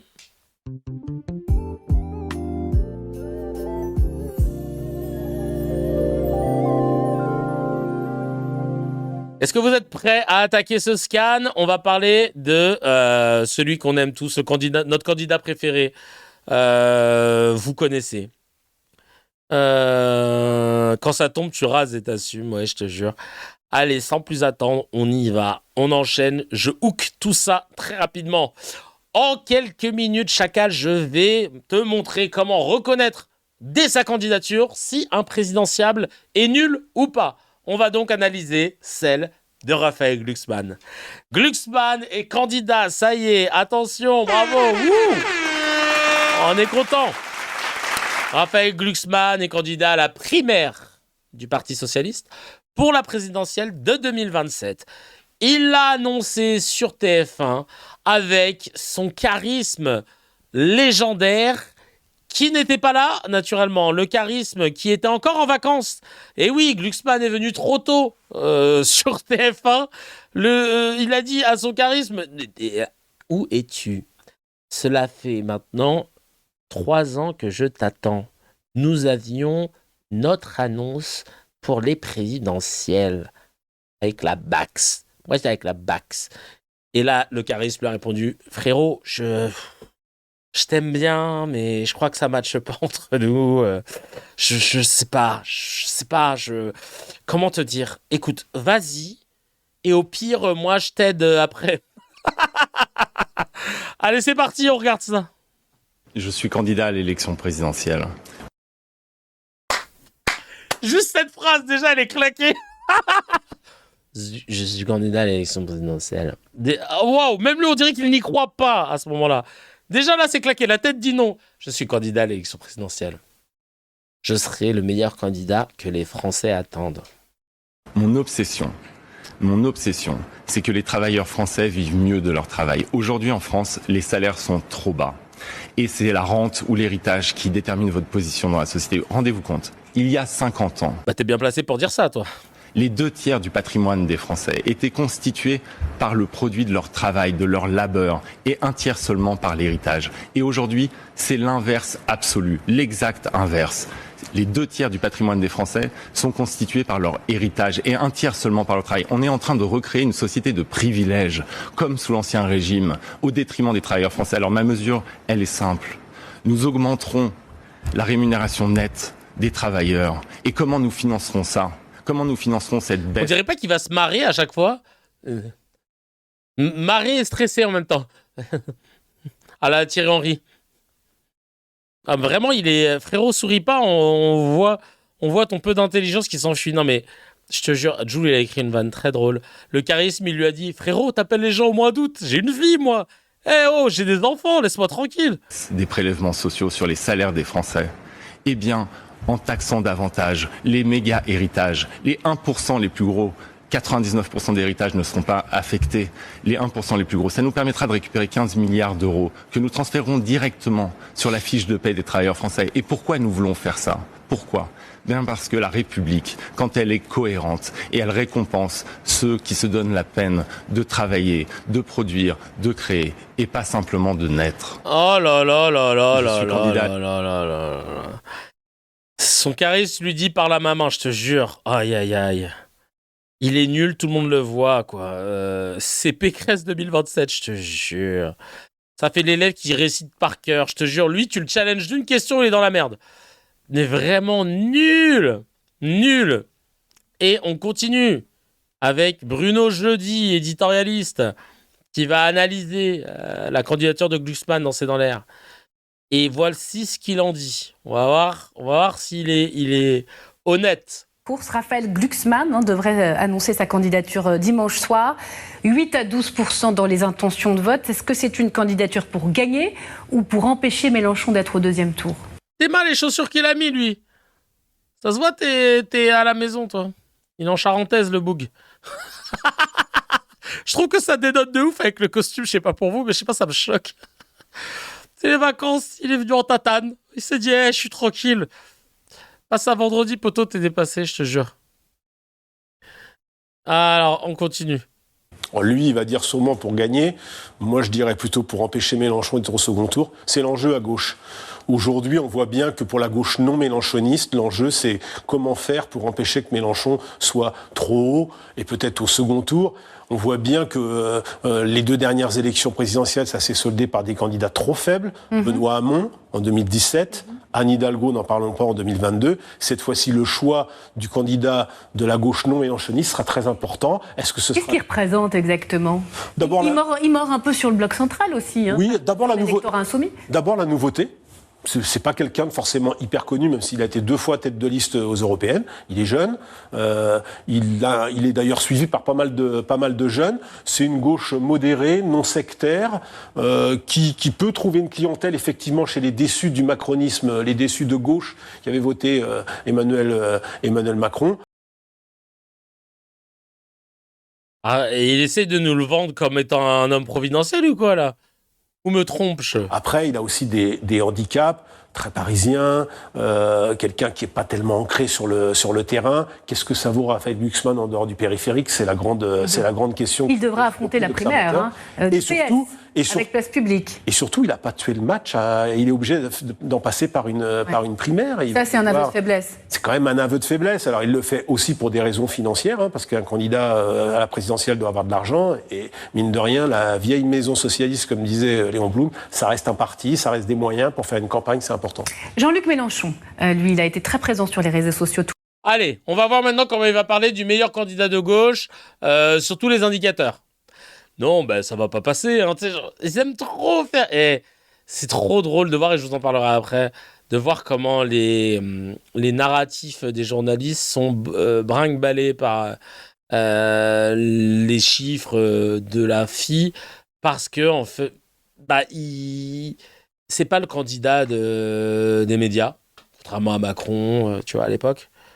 Et pour autant, ils voient qu'il y a un emballement et ça les rend ouf. Ah, on va voir, ça se trouve, il va dire que c'est la meilleure candidature hein, et il va nous surprendre. Là, jeudi, il n'est pas en jour férié, ça se trouve. Tout l'été, il réunit son université à Valence ce jeudi. Je te jure, jeudi, il va faire une semaine A et une semaine B dans la même intervention. On va voir. Parce que là, pour l'instant, il a été plutôt sympatoche, assez modéré sur Glucksmann. Il semble en forte dynamique. C'est un sans faute cet été pour l'Insoumis ou il a commis des erreurs selon vous ? Globalement, depuis qu'il s'est lancé pour sa 4e candidature, c'est plutôt un sans faute. Il est dans sa logique à lui, il est en train de plutôt démarrer beaucoup plus haut que les campagnes précédentes. Son camp est très rassemblé, il n'y a pas de division, ça tourne comme il le souhaite, il se ménage. On sait que Jean-Luc Mélenchon a besoin de périodes de repos entre les meetings, donc il sait bien gérer le temps. Après, il y a eu quelques erreurs, hein. L'affaire des manifestations antisémites à Grenoble de la part Barbara Butch. Voilà, c'est quand même des manifestations antisémites. Ça y est, il est repassé en semaine B. C'est bon. L'affaire des manifestations antisémites à Grenoble. MDR. Ça y est, c'est parti. Genre s'il y avait eu une manifestation antisémite, monsieur Bruno Jeudi, je te rappelle que les flics seraient intervenus. La seule manifestation antisémite que j'ai vue, c'est celle du C9M, le collectif du 9 mai, qui tape des saluts nazis. C'est celle de Quentin Derenc. Donc, ça a duré 10 secondes. Je te jure. Non mais vraiment quoi, oh là là. On voit bien, ça le renvoie au sectarisme, au soupçon d'antisémitisme sur son camp. Donc il a quand même aussi un camp qui est quand même pas toujours très fréquentable. Et l'effacement de la dette qu'il propose aujourd'hui, ça peut lui faire marquer des points, ça ? Alors d'abord. Et les tambours hitlériens de ouf, Carticéo, ils n'en ont pas parlé, ça. Bon, c'est pas nouveau. Au manif de Doran. C'est dans son fameux programme de Jean-Luc Mélenchon depuis qu'il est candidat à la présidentielle. Ça paraît assez délirant et c'est délirant d'une certaine manière. Il voudrait qu'on efface une partie de la dette française comme on efface celle d'Haïti ou de pays en voie de développement. Ça marchera pas comme ça. Jean-Luc Mélenchon, il oublie qu'on est dans un système européen et qu'on a des obligations vis-à-vis de la BCE et vis-à-vis des autres pays qui sont sous le régime de l'euro. Nous sommes sous le régime de l'euro, mais c'est pas grave. Jean-Luc Mélenchon, lui, il est anti-européen, il fait fi de. Si, ça marche comme ça. L'Islande l'a fait par ailleurs. Ouais, merci de le préciser. Et puis surtout, ça marche comme ça si tu décides de le faire. Parce que t'es pas obligé d'avoir un précédent pour pouvoir décider de faire quelque chose ou pas. Mais c'est que dans leur système où tout est comme ça et pas autrement, on ne peut pas évoluer. Et c'est pour ça en fait qu'on est sclérosé. Mais c'est comme si je te disais, on va abolir l'esclavage. Ah bah non, aucun pays a aboli l'esclavage, comment tu vas faire ? Ça va être un manque à gagner, etc. C'est exactement la même façon de parler. C'est-à-dire que ça rentre pas dans ton narratif, ça rentre pas dans ta vision, donc ça veut dire que c'est pas possible. Bah si. Trump, il a envie d'annexer le Groenland. Qui va faire quoi ? Bah non, c'est pas possible. Bah qui va faire quoi ? Israël est en train de coloniser la Cisjordanie et Gaza de plus en plus. En dehors de tout droit international et des accords et l'UE et machin, mon cul sur la commode. Qui va faire quoi ? Donc ferme-la en fait, Bruno Jeudi, quand tu dis des trucs comme ça. C'est pas parce que ça rentre pas dans ton truc là de bureaucrate, non, parce que la BCE, les accords économiques, de machin chacal. Qui va faire quoi si on décide de le faire ? Apparemment, on peut tout faire. Bah, on va le faire. Il fait fi de tout ça et il avance comme un bulldozer. Et le président du Venezuela, il est où déjà ? Merci. C'est quand même un candidat bulldozer actuellement qui veut plier le match à gauche. Si demain l'élection avait lieu, il serait au deuxième tour, à votre avis ? Je pense qu'il n'en serait pas très loin. Et d'ailleurs, Gérald Darmanin, vous en parliez tout à l'heure, dans son interview à La Voix du Nord, dans laquelle il se rallie à Édouard Philippe, il dit « Je pense que Jean-Luc Mélenchon sera au-dessus de 20%. » Oui, c'est normal, parce que c'est ce qui s'est passé à chaque fois, c'est que il est toujours sous-évalué dans les sondages. Je fais une petite parenthèse, mais j'ai pas la vidéo. Pour une fois que Darmanin dit un truc basé, je te jure. Aurélien Rousseau, qui bosse pour Place Publique et donc pour Glucksmann, a été invité sur France Info.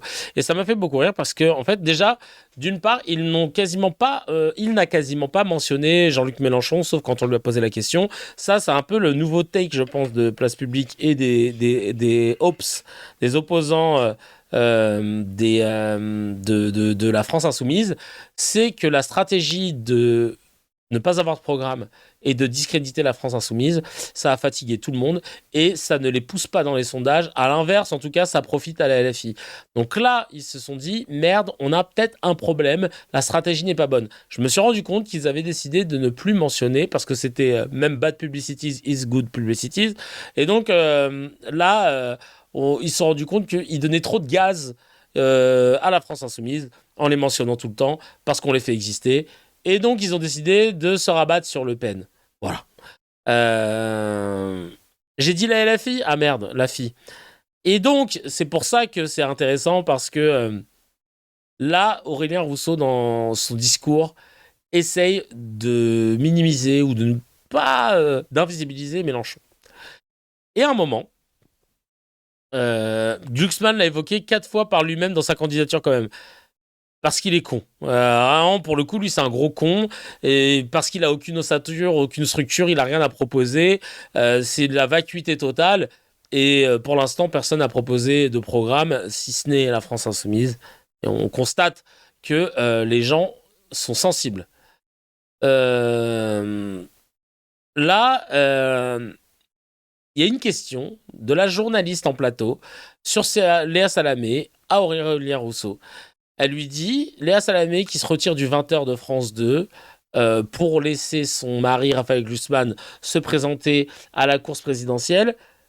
On en est encore là en 2026. Et je me suis dit, mais sa tentative d'amener ça sur du sexisme, sur du patriarcat est foireuse parce que là, pour le coup, c'est pas une femme qui se retire pour que son homme puisse bosser, comme c'est encore beaucoup le cas dans notre société patriarcale. Là, c'est la présentatrice d'un des plus gros JT de France qui est en couple avec un politique qui est présidentiable. C'est pas le commun des mortels. Hein. Et peu importe le genre, on est sur un gros conflit d'intérêts. La vraie question très franco-française aurait été de poser en 2026 des journalistes en couple avec des politiques. On en est encore là. Parce que ça, c'est putain de français. C'est pas normal. Et je vous invite à aller voir le documentaire Les Nouveaux Chiens de Garde, qui a été interdit en France et qui parle de cette consanguinité problématique et qui en dit long sur notre espace médiatique. Je la déteste, nous dit Abiovitch, mais elle aurait fait plus au présidentiel que Glucksmann. Ça, c'est vrai. Tout ça pour dire que, voilà, la parenthèse est fermée là-dessus. Je trouvais que le take pouvait être bon, mais pas sur ce sujet-là, tu vois. Ouais, il avait été interdit lors de sa diffusion. Il a été diffusé en Belgique, sur la RTBF. Et surtout, c'est pas comme si elle savait pas qu'il allait se présenter et qu'elle avait pas préparé le terrain. Ils nous prennent pour des cons. Bah ouais, de ouf. De ouf. Là, on a l'impression que le truc lui tombe dessus, genre, bref. Réaction de Jean-Luc Mélenchon sur la candidature de Glucksmann. Tiens, on va voir ce qu'il en dit, le vieux. On écoute tout de suite. Qu'il fasse pour le mieux. Il est le candidat probable des socialistes, mais même ça, c'est pas sûr. Alors, non, qu'il fasse pour le mieux. Non, ce que je veux leur dire à tous, c'est, par pitié, faites ce que vous voulez, mais faites quelque chose. Parce que là, vous allez finir par prendre votre décision. Et on vient de se taper 10 ans de Macron, et vous, 6 mois avant, on ne savez toujours pas ce que vous allez faire. Ni quelle est votre ligne, ni quel est votre candidat. Et je le dis sans moquerie. Vous savez, la gauche est un tout. Il faut que tout le monde s'y mette. Nous, on ne peut pas, nous tout seuls, convaincre tout le monde. Et le but de l'élection, c'est de faire que des gens qui ne votaient pas ou qui votaient à gauche mais n'ont plus envie de le faire, aient à nouveau envie de le faire. Et puis surtout, j'attire l'attention, 11 millions de mal inscrits, 5 millions de nouveaux électeurs. Et oh, il faut retrousser les manches et bosser. Toc, toc, toc, bonjour, il y a une élection, vous êtes au courant? Et je vais vous dire, le problème n'est pas le nombre de candidats, c'est le nombre d'électeurs. Et il n'y a qu'une manière de trouver des électeurs, c'est d'aller les chercher. Je suis désolé de donner cette leçon de choses, mais bon, voilà, il faut au moins que le privilège de l'âge me serve à ça. Hop, hop, hop, hop, hop, hop. Basé comme au baseball, le vieux. Basé comme au baseball, hein. Vraiment, il a dit les termes. Il a dit les termes. Le fait qu'elle puisse exercer dans une chaîne publique est anormal de base, ouais, parce qu'entre-temps, elle a pu faire sa mayonnaise avariée, nous dit Mose Fenech par rapport à Léa Salamé. Alors, on enchaîne avec, cette fois-ci, Mathilde Panot sur la vidéo qu'on a regardée dans la version longue de CKR, qui est disponible sur la chaîne CKR Replay, qui, pendant sa garde à vue face à Apolline de Malherbe, a aussi parlé de la candidature de Raphaël Glucksmann. On regarde ça. Apparemment, c'est du miel. Je ne l'ai pas vu. Je vais regarder avec vous, en vrai de vrai. Là, je découvre. Et vous de 2024, il faut apprendre de ce qui s'est passé. 2024, 27 sondages sur 27 disent que l'extrême droite va gagner l'élection législative et nous avons déjoué tous les pronostics avec une mobilisation en masse, notamment là, avec la barre est haute, hein, le même sondage hier, au deuxième tour, face à Jean-Luc Mélenchon, Marine Le Pen gagnerait à 68% et Jean-Luc Mélenchon ne récolterait que 32% des voix. Oui, et puis il y a quelques mois, c'était Marine Le Pen qui gagnait à 75% et nous à 25%. Bref, je vais vous dire, une campagne présidentielle ne se fait ni dans les sondages, ni dans les médias. Elle se fait par les électeurs et les électrices qui se déplacent aux urnes. Et il faut rappeler à tout le monde que c'est le peuple et lui seul qui écrit son histoire. Donc, comprenez bien, la télé, ce n'est pas la vraie vie. Ne croyez pas que parce qu'on vous dit dans les sondages que l'extrême droite va gagner, que sa victoire est inéluctable, que c'est ce qui va se passer. L'arrivée de Raphaël Glucksmann, ça change quelque chose pour vous? Raphaël Glucksmann qui a donné dans sa candidature l'un des arguments qui est « il ne faut plus avoir peur de Jean-Luc Mélenchon ». Moi, je sais pas qui a peur de Jean-Luc Mélenchon. Peut-être ceux qui ne veulent pas qu'on augmente les salaires, qu'on fasse la retraite à 60 ans. Mais bon, la candidature de Raphaël Glucksmann n'est pas une surprise. Mais surtout, je veux que vous compreniez quelque chose d'important. Nous ne faisons pas la même chose. Nous ne faisons pas la même chose. D'un côté, vous avez Raphaël Glucksmann qui est candidat à une primaire à 15 € et qui veut gagner un congrès ou peut-être la direction du Parti socialiste. Et nous voulons gagner une élection présidentielle. Donc nous ne faisons pas la même chose. Et imaginez, merci Mathilde Panot, basé comme au baseball, je lui mets une petite trompette parce que face à Apolline de Malherbe, c'est pas facile de pas perdre son calme, comme vous aviez pu le voir sur la version longue de CKR tout à l'heure. J'ai moi-même perdu mon calme en observant sa médiocrité. Un petit référendum. Je voulais imiter Pagès, mais j'ai foiré mon imitation parce que j'ai l'impression de parler un petit peu comme lui. Et on s'en attaque sans plus attendre avec cette vidéo de des grandes gueules et de Charles Consigny qui parle de Glucksmann. On regarde ça tout de suite et on va lire les commentaires. Là, je le tiens un petit peu. Alors, 15 € le vote, donc 30 € pour les deux tours, c'est fou. Non, mais c'est du n'importe quoi.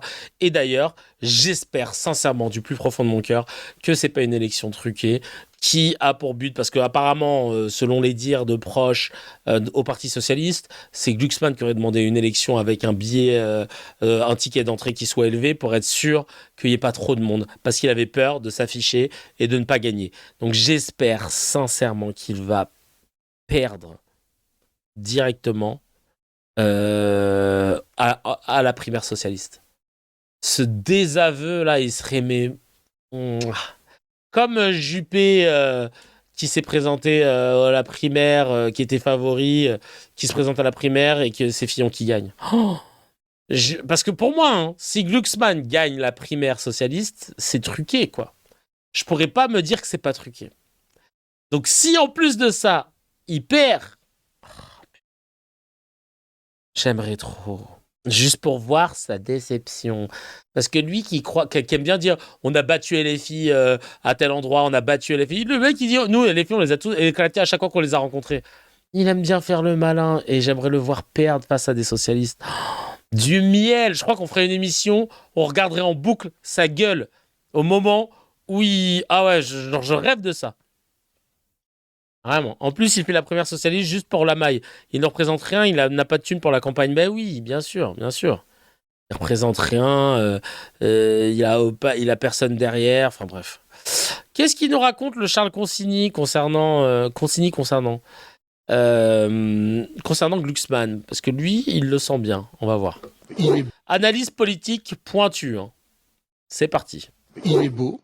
Je trouve... Waouh! Merci bien. Allez, merci, au revoir. Bonne journée. Je trouve que ça compte, moi, en politique. Je pense que Macron a été élu. Je pense que Macron a été élu parce qu'il était beau et que Jordan Bardella a été patron du RN. Oui, c'est de l'image aussi. Et donc, je pense que ça compte à l'époque de TikTok, il faut quand même Instagram, séduire etc. les... Voilà, il a séduit Léa Salamé. Séduira-t-il les Français? Bon, j'espère qu'il est ironique, mais... Vraiment. Décidément, les présidentielles, nous dit Johan, sont devenues des élections de Miss et Mister France. Peu importe le contenu du programme, tant que le ou la candidate a une belle gueule. Totalement. Il est con, lui. Vraiment, lui, il est trop à l'aise, là. Tu sens qu'il taffe pas. Il envoie des textes. Ah là là. Le meilleur délire, c'est qu'il perde contre Valls. Oh putain. Non, qu'il perde contre Philippe Brun, je te jure. Je sais pas, mais qu'il perde de façon humiliante, tu vois. Vraiment, je veux ça. Je veux ça. Allez, maintenant, on a un auditeur des grandes gueules qui, lui, pour le coup, pas du tout aligné avec... Ah non, là, pardon, là, c'est Joël Dago Série dans les grandes gueules qui a, pour le coup, une meilleure analyse. Alors, attends. Non. Bah non. Alors, attends, je regarde. Je dis beaucoup, alors attends. Ouais, ça y est. Joël Dago Série. Il va faire la primaire socialiste. Il faut quand même se rappeler qu'il fut un temps. On attendait avec impatience des candidatures socialistes telles que M. Delors ou même Dominique Strauss-Kahn. Donc, et ça avait, j'ai l'impression que ça avait quand même plus de gueule que cette attente entre guillemets que personne en fait ne vit autour de Raphaël Glucksmann. Je pense qu'il est seul à attendre. Et peut-être pour toi, c'est un non-événement. Non, c'est un non-événement. J'ai regardé ce qu'il propose économiquement. Moi, c'est ce qui m'intéresse économiquement. Bah, c'est de la taxation. Donc, première taxation sur les importations qui ne respecteraient pas nos normes écologiques. Bon, ça peut s'entendre. Taxation sur les super riches pour financer la transition écologique. En fait, tout tourne autour de l'écologie. Je comprends, c'est un sujet majeur, notamment avec la canicule qu'on vient de voir. Mais je veux dire, ça casse pas trois pattes à un canard. C'est pas ce qui va faire sortir le pays du déclin dans lequel il est et dans lequel il est en train de s'enfoncer, qui va remettre de l'huile dans le moteur. Et et même sa personnalité en elle-même, je veux dire, elle n'est pas dynamique. C'est dommage pour lui, mais moi j'ai besoin d'entendre quelqu'un qui est dynamique, qui veut, parce que je sais qu'il va falloir se Ah bah là, dynamique, c'est sûr que tu l'auras pas avec lui. retrousser les manches pour ce pays. Et malheureusement, la seule chose que j'ai pensé, je vais vous dire la vérité, je me suis dit, mais il va mettre sa femme au chômage. On va en parler tout à l'heure. Faire quoi 1%, 3%. Et encore s'il sort vainqueur de la 3% pour l'instant dans les sondages, franchement, il est autour de 10%. 10, ouais. Non, 10%. Antoine, ouais, super. Moi... Ouais, 10%, ouais, super, ouais. Super, ouais, on y croit à tes 10%, bah je te jure. Je comprends. Elle le descend de ouf. Et alors Léa Salamé, elle va arrêter le JT de 20h, mais si je dis pas de bêtises, elle va arrêter quelle époque aussi? Pour l'instant, on a parlé que du JT de 20h, mais elle a encore son hebdo sur France 2, quoi. Si je dis pas de bêtises. Donc bon, ça va. Elle a probablement quelques millions d'euros à tenir. Elle garde quelle époque? Bah voilà, bah alors arrêtez de faire les gens qui sont ouf à dire ouais, elle va se retrouver au chômage et tout. Rien du tout, chacal, rien.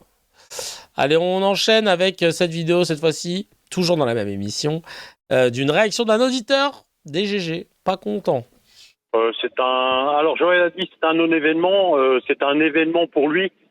Parce que hier soir, vous avez vu, il avait un ton présidentiel. Enfin voilà, il se la joue, c'est son ego surdimensionné qui joue. Alors pourquoi est-ce qu'il se présente? Parce qu'il a un ego surdimensionné. Et pourquoi il va à la ça, on peut dire ça à tous les candidats, Francis. Oui, enfin bon, il y en a quand même qui ont un passé.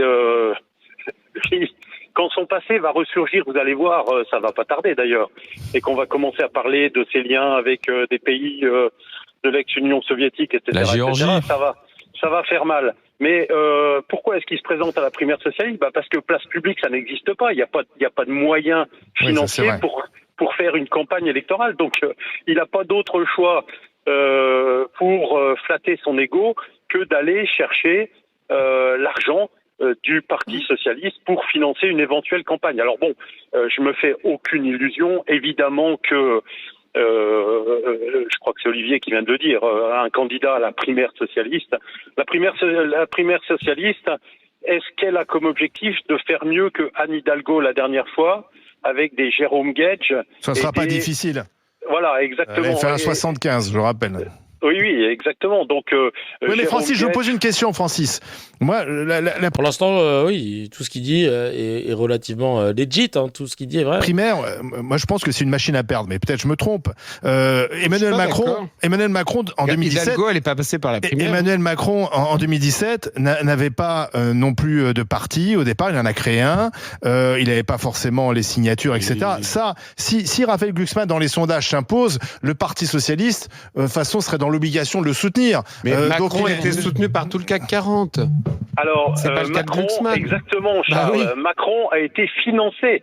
Rappelez-vous la première levée de fonds à Londres, dont les grandes entreprises avaient utilisé toutes leurs filiales étrangères pour financer la campagne de Macron. Hein. Il faut quand même aller chercher des dizaines de millions officiellement, plus tout ce qui est officieux derrière. Donc, Macron était soutenu. Glucksmann n'est pas soutenu. Et puis il était ministre, etc. C'est pas la même histoire. Macron, il avait un carnet d'adresses lié à sa présence dans la banque, dans la finance. Et au ministère de l'économie. Dans la finance, au ministère de l'économie. Le Mozart de la finance. Puisqu'il avait été conseiller de François Hollande. Et puis, dans la commission Attali. C'est là où Macron est né, à la commission Attali. RMC, putain. Ils sont... Oh, ta gueule. Ils sont pas basés du tout, hein. Vraiment, Marshall, Truchot, là, ils se sont fait kouloutamam. Personne n'y croit à sa vieille candidature. Et il y a ma pote Charlotte qui m'a dit un truc très drôle. Elle disait, je vous jure que c'est terrible à quel point il est zéro pour s'exprimer. Le bruit de sa salive parce qu'il stresse de zinzin, le par cœur qu'il n'arrive pas à réciter. Et à la fin, il dit « adhérer » parce qu'il ne sait pas si c'est le bon moment dans le texte. Mais waouh. Attends, on va regarder la vidéo en question. Je veux mener cette bataille avec mes amis socialistes. Je l'ai dit, je l'ai répété. C'est une bataille vitale pour la France. Nous avons mené ensemble une campagne aux européennes qui a levé de l'espoir chez des millions de Françaises et de Français. Et cette primaire, c'est l'opportunité de refonder la gauche. Nous, on va s'en saisir. Et j'appelle tous les gens qui nous regardent, tous ceux qui se sentent abandonnés par la gauche, tous ceux qui se plaignent de l'état de la gauche. Adhérez, venez, rejoignez-nous. On va refonder la gauche. C'est la condition de possibilité de la victoire. Submergez les pratiques des appareils. Adhérez et rejoignez-nous. Moi, j'y vais avec... Adhérer. Oh là là là là là là. Mais wesh. Genre, t'imagines une allocution de lui, il dit les présidents, on se tire une balle, chacal, prends une IA. Hein. Avec hâte, avec enthousiasme et avec la flamme. Et avec sa chub là, oh sa bouche elle me stresse. Adhérer, avec hâte, avec enthousiasme, il faut un cap clair. Il est énervant. Il est chiant, il est pas passionnant, il a aucune idée. À chaque vidéo de Glu, je n'ai que 2 mots qui me viennent à l'esprit, nous dit Géraud. Imbécile heureux. Ouais. Mon Dieu qu'il est naze, nous dit le F. Macassel qui dit ce pion de Sion. Elle Aurélie qui dit quand il a appris son texte, le mot adhérer était sur 2 pages. Ce gars a grandi dans le milieu des intellos, de plateau télé, sa femme est présentatrice, il n'est pas foutu d'aligner 2 phrases sans passer pour un sombre crétin. Vraiment, il n'y a rien. Et même ses idées, elles sont clacos. T'as jamais une idée de lui où tu dis, ah, j'avoue, bien vu. Grand Max, il va être président d'un club de pétanque. Et c'est de l'offense au club de pétanque, hein, franchement. Et là, en sortant de l'éolienne, est-ce que, au final, c'est pas l'allégorie du fait que le gars sort d'une éolienne parce que, il brasse de l'air? C'est extraordinaire. C'est bien. Ah non mais c'est génial hein. Moi je voulais plus partir et apparemment on appelait là-haut en disant ouais bon ça va. Il y en a d'autres, pour pas que t'es de gauche et que tu dois être solidaire des camarades qui doivent monter quoi. Voilà. Oh là là là là, même quand il fait des vannes non scriptées, il est nul. Le mec il est descendu d'une éolienne, on dirait qu'il sort de l'Everest mon frère. Ah ouais, putain, on te réclamait pas, je te jure. Non, mais c'est nul. Aïe, aïe, aïe. Quand je me souviens qu'il s'est placé sur l'échiquier politique en France avec la défense des Ouïghours, mais quel hypocrite pro max, tellement. Il croit qu'il sort d'une fusée, genre, je te jure. Oh là là là là là là. Bob le bricoleur. Son équipe de com veut qu'il perde, c'est pas possible, je te jure. Le bourgeois qui fait un cosplay travailleur. Non mais, il avait rien à dire, c'était lunaire, vide. Bon, super. Et il a envie qu'on l'applaudisse, Théma, il a envie qu'il se passe un truc. Bah, encensez-moi, je sais pas. Il faut faire un truc, peut-être je vais lever la main.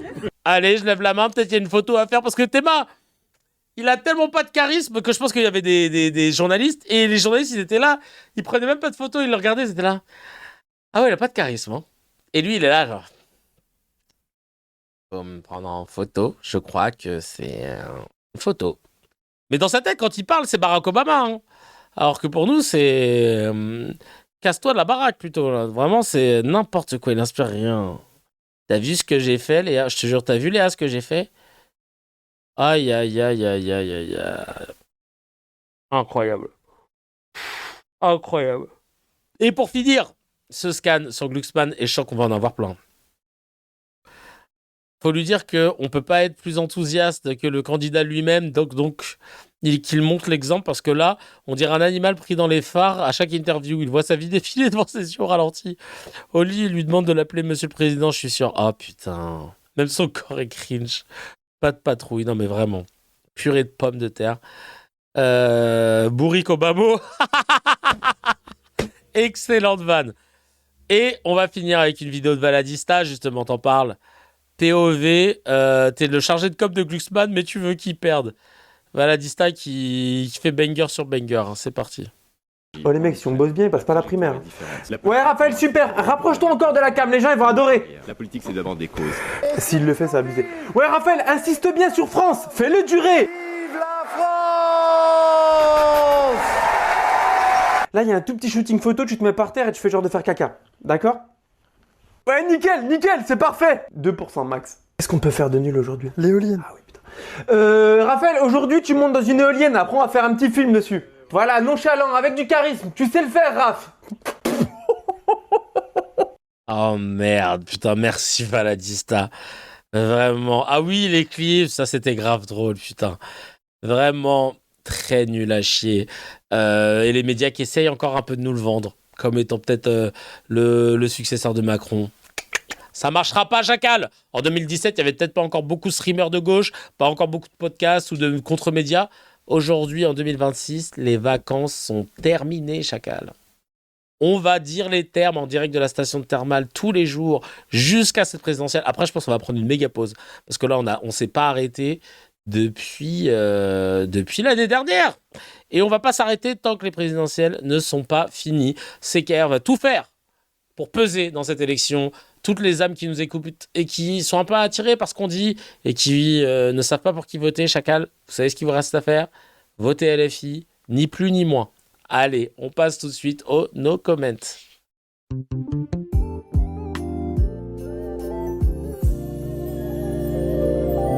Le no comment, je lis des news, vous n'avez pas le droit de les écouter, vous ne pouvez que mettre des emojis. Moi-même, je n'ai pas le droit de commenter. Et quand vous entendez cette petite musique, ça veut dire que c'est le moment de mettre des emojis.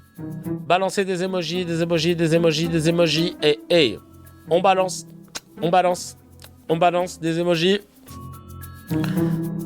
3, 2, 1, let the beat drop. Le député RN de l'Aisne, José Borin, a essoré 18 attachés parlementaires qui étaient obligés de lui rendre la moitié de leur prime en liquide.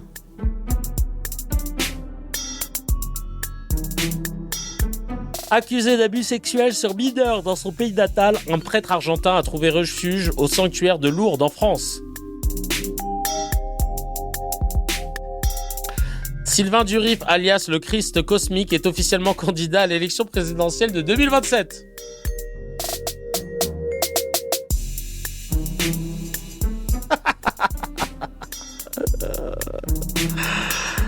Allez, on passe tout de suite au miel, c'est parti.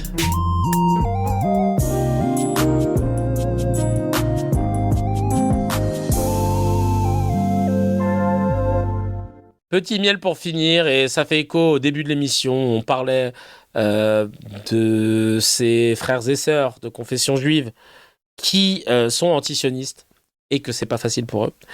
Et là, on a une vidéo de Pierre Stamboul de l'UJFP, l'Union des Juifs pour la Paix, pour un entretien lors des universités d'été de Rêve pour le Vivant, le parti d'Émeric Caron. On va écouter tout de suite cette petite vidéo en miel et on finit là-dessus. Ça s'appelle l'apartheid et il est évident que cet État ethnique doit disparaître. Pierre Stamboul, bonjour. Bonjour. Est-ce que tu peux te présenter ? Je suis un des 3 coprésidents de l'Union juive française pour la paix, qui est une association juive antisioniste. Moi, ça me touche énormément en tant que franco-israélien né en Israël, juif. Est-ce que pour toi, l'antisionisme, c'est aussi la redéfinition de la légitimisation de l'État juif en Israël ? Pour nous, dès le départ, le sionisme n'est pas seulement un crime contre le peuple palestinien, on le voit évidemment avec le génocide à Gaza qui n'est pas terminé. Pour nous, c'est une injure à notre mémoire, à notre histoire et à notre identité. Le sionisme a abouti à la Nakba, c'est-à-dire l'expulsion préméditée de 800 000 Palestiniens en 1948. Leurs descendants sont maintenant plusieurs millions. Tant qu'il n'y aura pas réparation du crime fondateur, il ne peut pas y avoir de paix. Et le sionisme a abouti à la construction d'un État ethnico-religieux. Mais s'il y a un État ne peut être que l'État de tous ses citoyens. Entre Méditerranée et Jourdain, il y a 7,5 millions de juifs israéliens et 7,5 millions de Palestiniens qui ont été complètement fragmentés. Les uns ont tout, les autres n'ont rien. Ça s'appelle l'apartheid. Et il est évident que cet État ethnique doit disparaître. Alors on dit, alors vous voulez jeter les juifs à la mer ? Oui. Je répondrai, qu'est-ce qui a permis aux blancs sud-africains de rester ? Est-ce que c'est le maintien de l'apartheid ou la fin de l'apartheid ? C'est évidemment la fin de l'apartheid, sinon à terme ils allaient dégager. Qu'est-ce qui permettra à des juifs israéliens de rester ? C'est la fin du sionisme et la fin de l'État juif, et c'est le fait d'accepter de vivre ensemble à égalité des droits complètes avec la population indigène. Je suis descendant de rescapés d'Auschwitz et toi aussi tu es descendant de résistants juifs de la Shoah, n'est-ce pas ? Et ma mère a été la seule survivante d'une famille qui était restée en Bessarabie et mon père est le seul rescapé des 67 membres du groupe Manouchian qui sont arrêtés en novembre 1943. Il a été torturé et arrêté par la police française, ne l'oublions jamais, condamné à mort avec un simulacre d'exécution et déporté à Buchenwald. Il est revenu avec 25 kilos de moins. Mais donc c'est évident que l'histoire de l'antisémitisme, de la lutte contre le nazisme, ça fait partie de notre ADN. Et de voir une extrême droite fasciste oser parler de l'antisémitisme et oser parler du judaïsme en général alors qu'il le profane tous les jours, c'est une obscénité. Bravo à Pierre Stamboul. Alors là, on peut être basé pour Pierre Stamboul de l'UJFP. Et merci pour ces mots et force à toutes celles et ceux qui sont de confession juive et qui luttent contre le sionisme, contre leur entourage, leur famille parfois. C'est pas facile, on est ensemble et on sera toujours à vos côtés et on vous soutiendra toujours, quoi qu'il arrive. Merci d'avoir écouté ce 291e épisode de CKR. On se retrouve demain à 9h30 comme d'habitude. D'ici là, on peut se checker sur le Discord pour continuer les discussions et faire des salons vocaux de 14h. Merci en tout cas pour votre fidélité et votre soutien indéfectible. On est grave ensemble et ça fait trop plaisir d'avoir une commu en or, une commu qui participe. Oh, oh non, Norman Ajari, le ref, merci beaucoup. Il en... Ah, ça me fait de la peine. Ça va dire les termes. En direct de la station thermale, ouais. On allait partir, là. Je suis désolé, putain, j'étais en train de faire ma phrase de fin, carrément. Aïe, aïe, aïe, aïe, aïe. Mais merci, en tout cas, Norman Ajari. Allez suivre. Il est basé comme au baseball et j'ai découvert grâce à des vidéos. Je suis assez fan. Donc vraiment, allez le suivre fort, fort, fort. Mais waouh. Ah, trop dommage. Le tempo, là, était pas le bon. Mais merci beaucoup, Frangin, en tout cas, pour... Alors moi, à mon tour, je vais essayer de balancer le raid qui arrive vraiment pour le donner au revoir. Je vais essayer de Fromantine du 38. Qui a mis ce blaze? On peut aller raider Elias. Bah vas-y, on va raider quelqu'un de méritant. C'est parti. On va checker ça. Qui allons-nous raider? Donc là, pour celles et ceux qui écoutent en podcast, ils se disent mais de quoi ils parlent? Raider qui? Raider quoi? Eh ben venez mais faites un tour un jour. Faites un tour sur le live pour pouvoir comprendre. Allez, je balance la patate chaude, exactement. Qui on va pouvoir raider. Hop, je vais envoyer de ce pas. Putain, on avait une bonne commu, là, c'est dommage. On va raider, on va envoyer les 600 personnes sur catégorie similaire. Qui? Je sais pas. C'est qui, Elias? Basé comme au baseball ou quoi? Je veux bien, parce que moi, j'ai personne de mes followers. Alors, on va voir qui c'est. Allez, Elias. C'est genre le nouveau Ribot à Skip. Ah, c'est Gaud vraiment, Gautesque. Eh ben, je vais aller le follow et on va y aller. Allez, c'est parti. On lance les steaks. On lance les steaks et on va s'abonner. C'est noté. Le raid est parti. Let's go. Et merci à toutes et à tous. Ciao, ciao.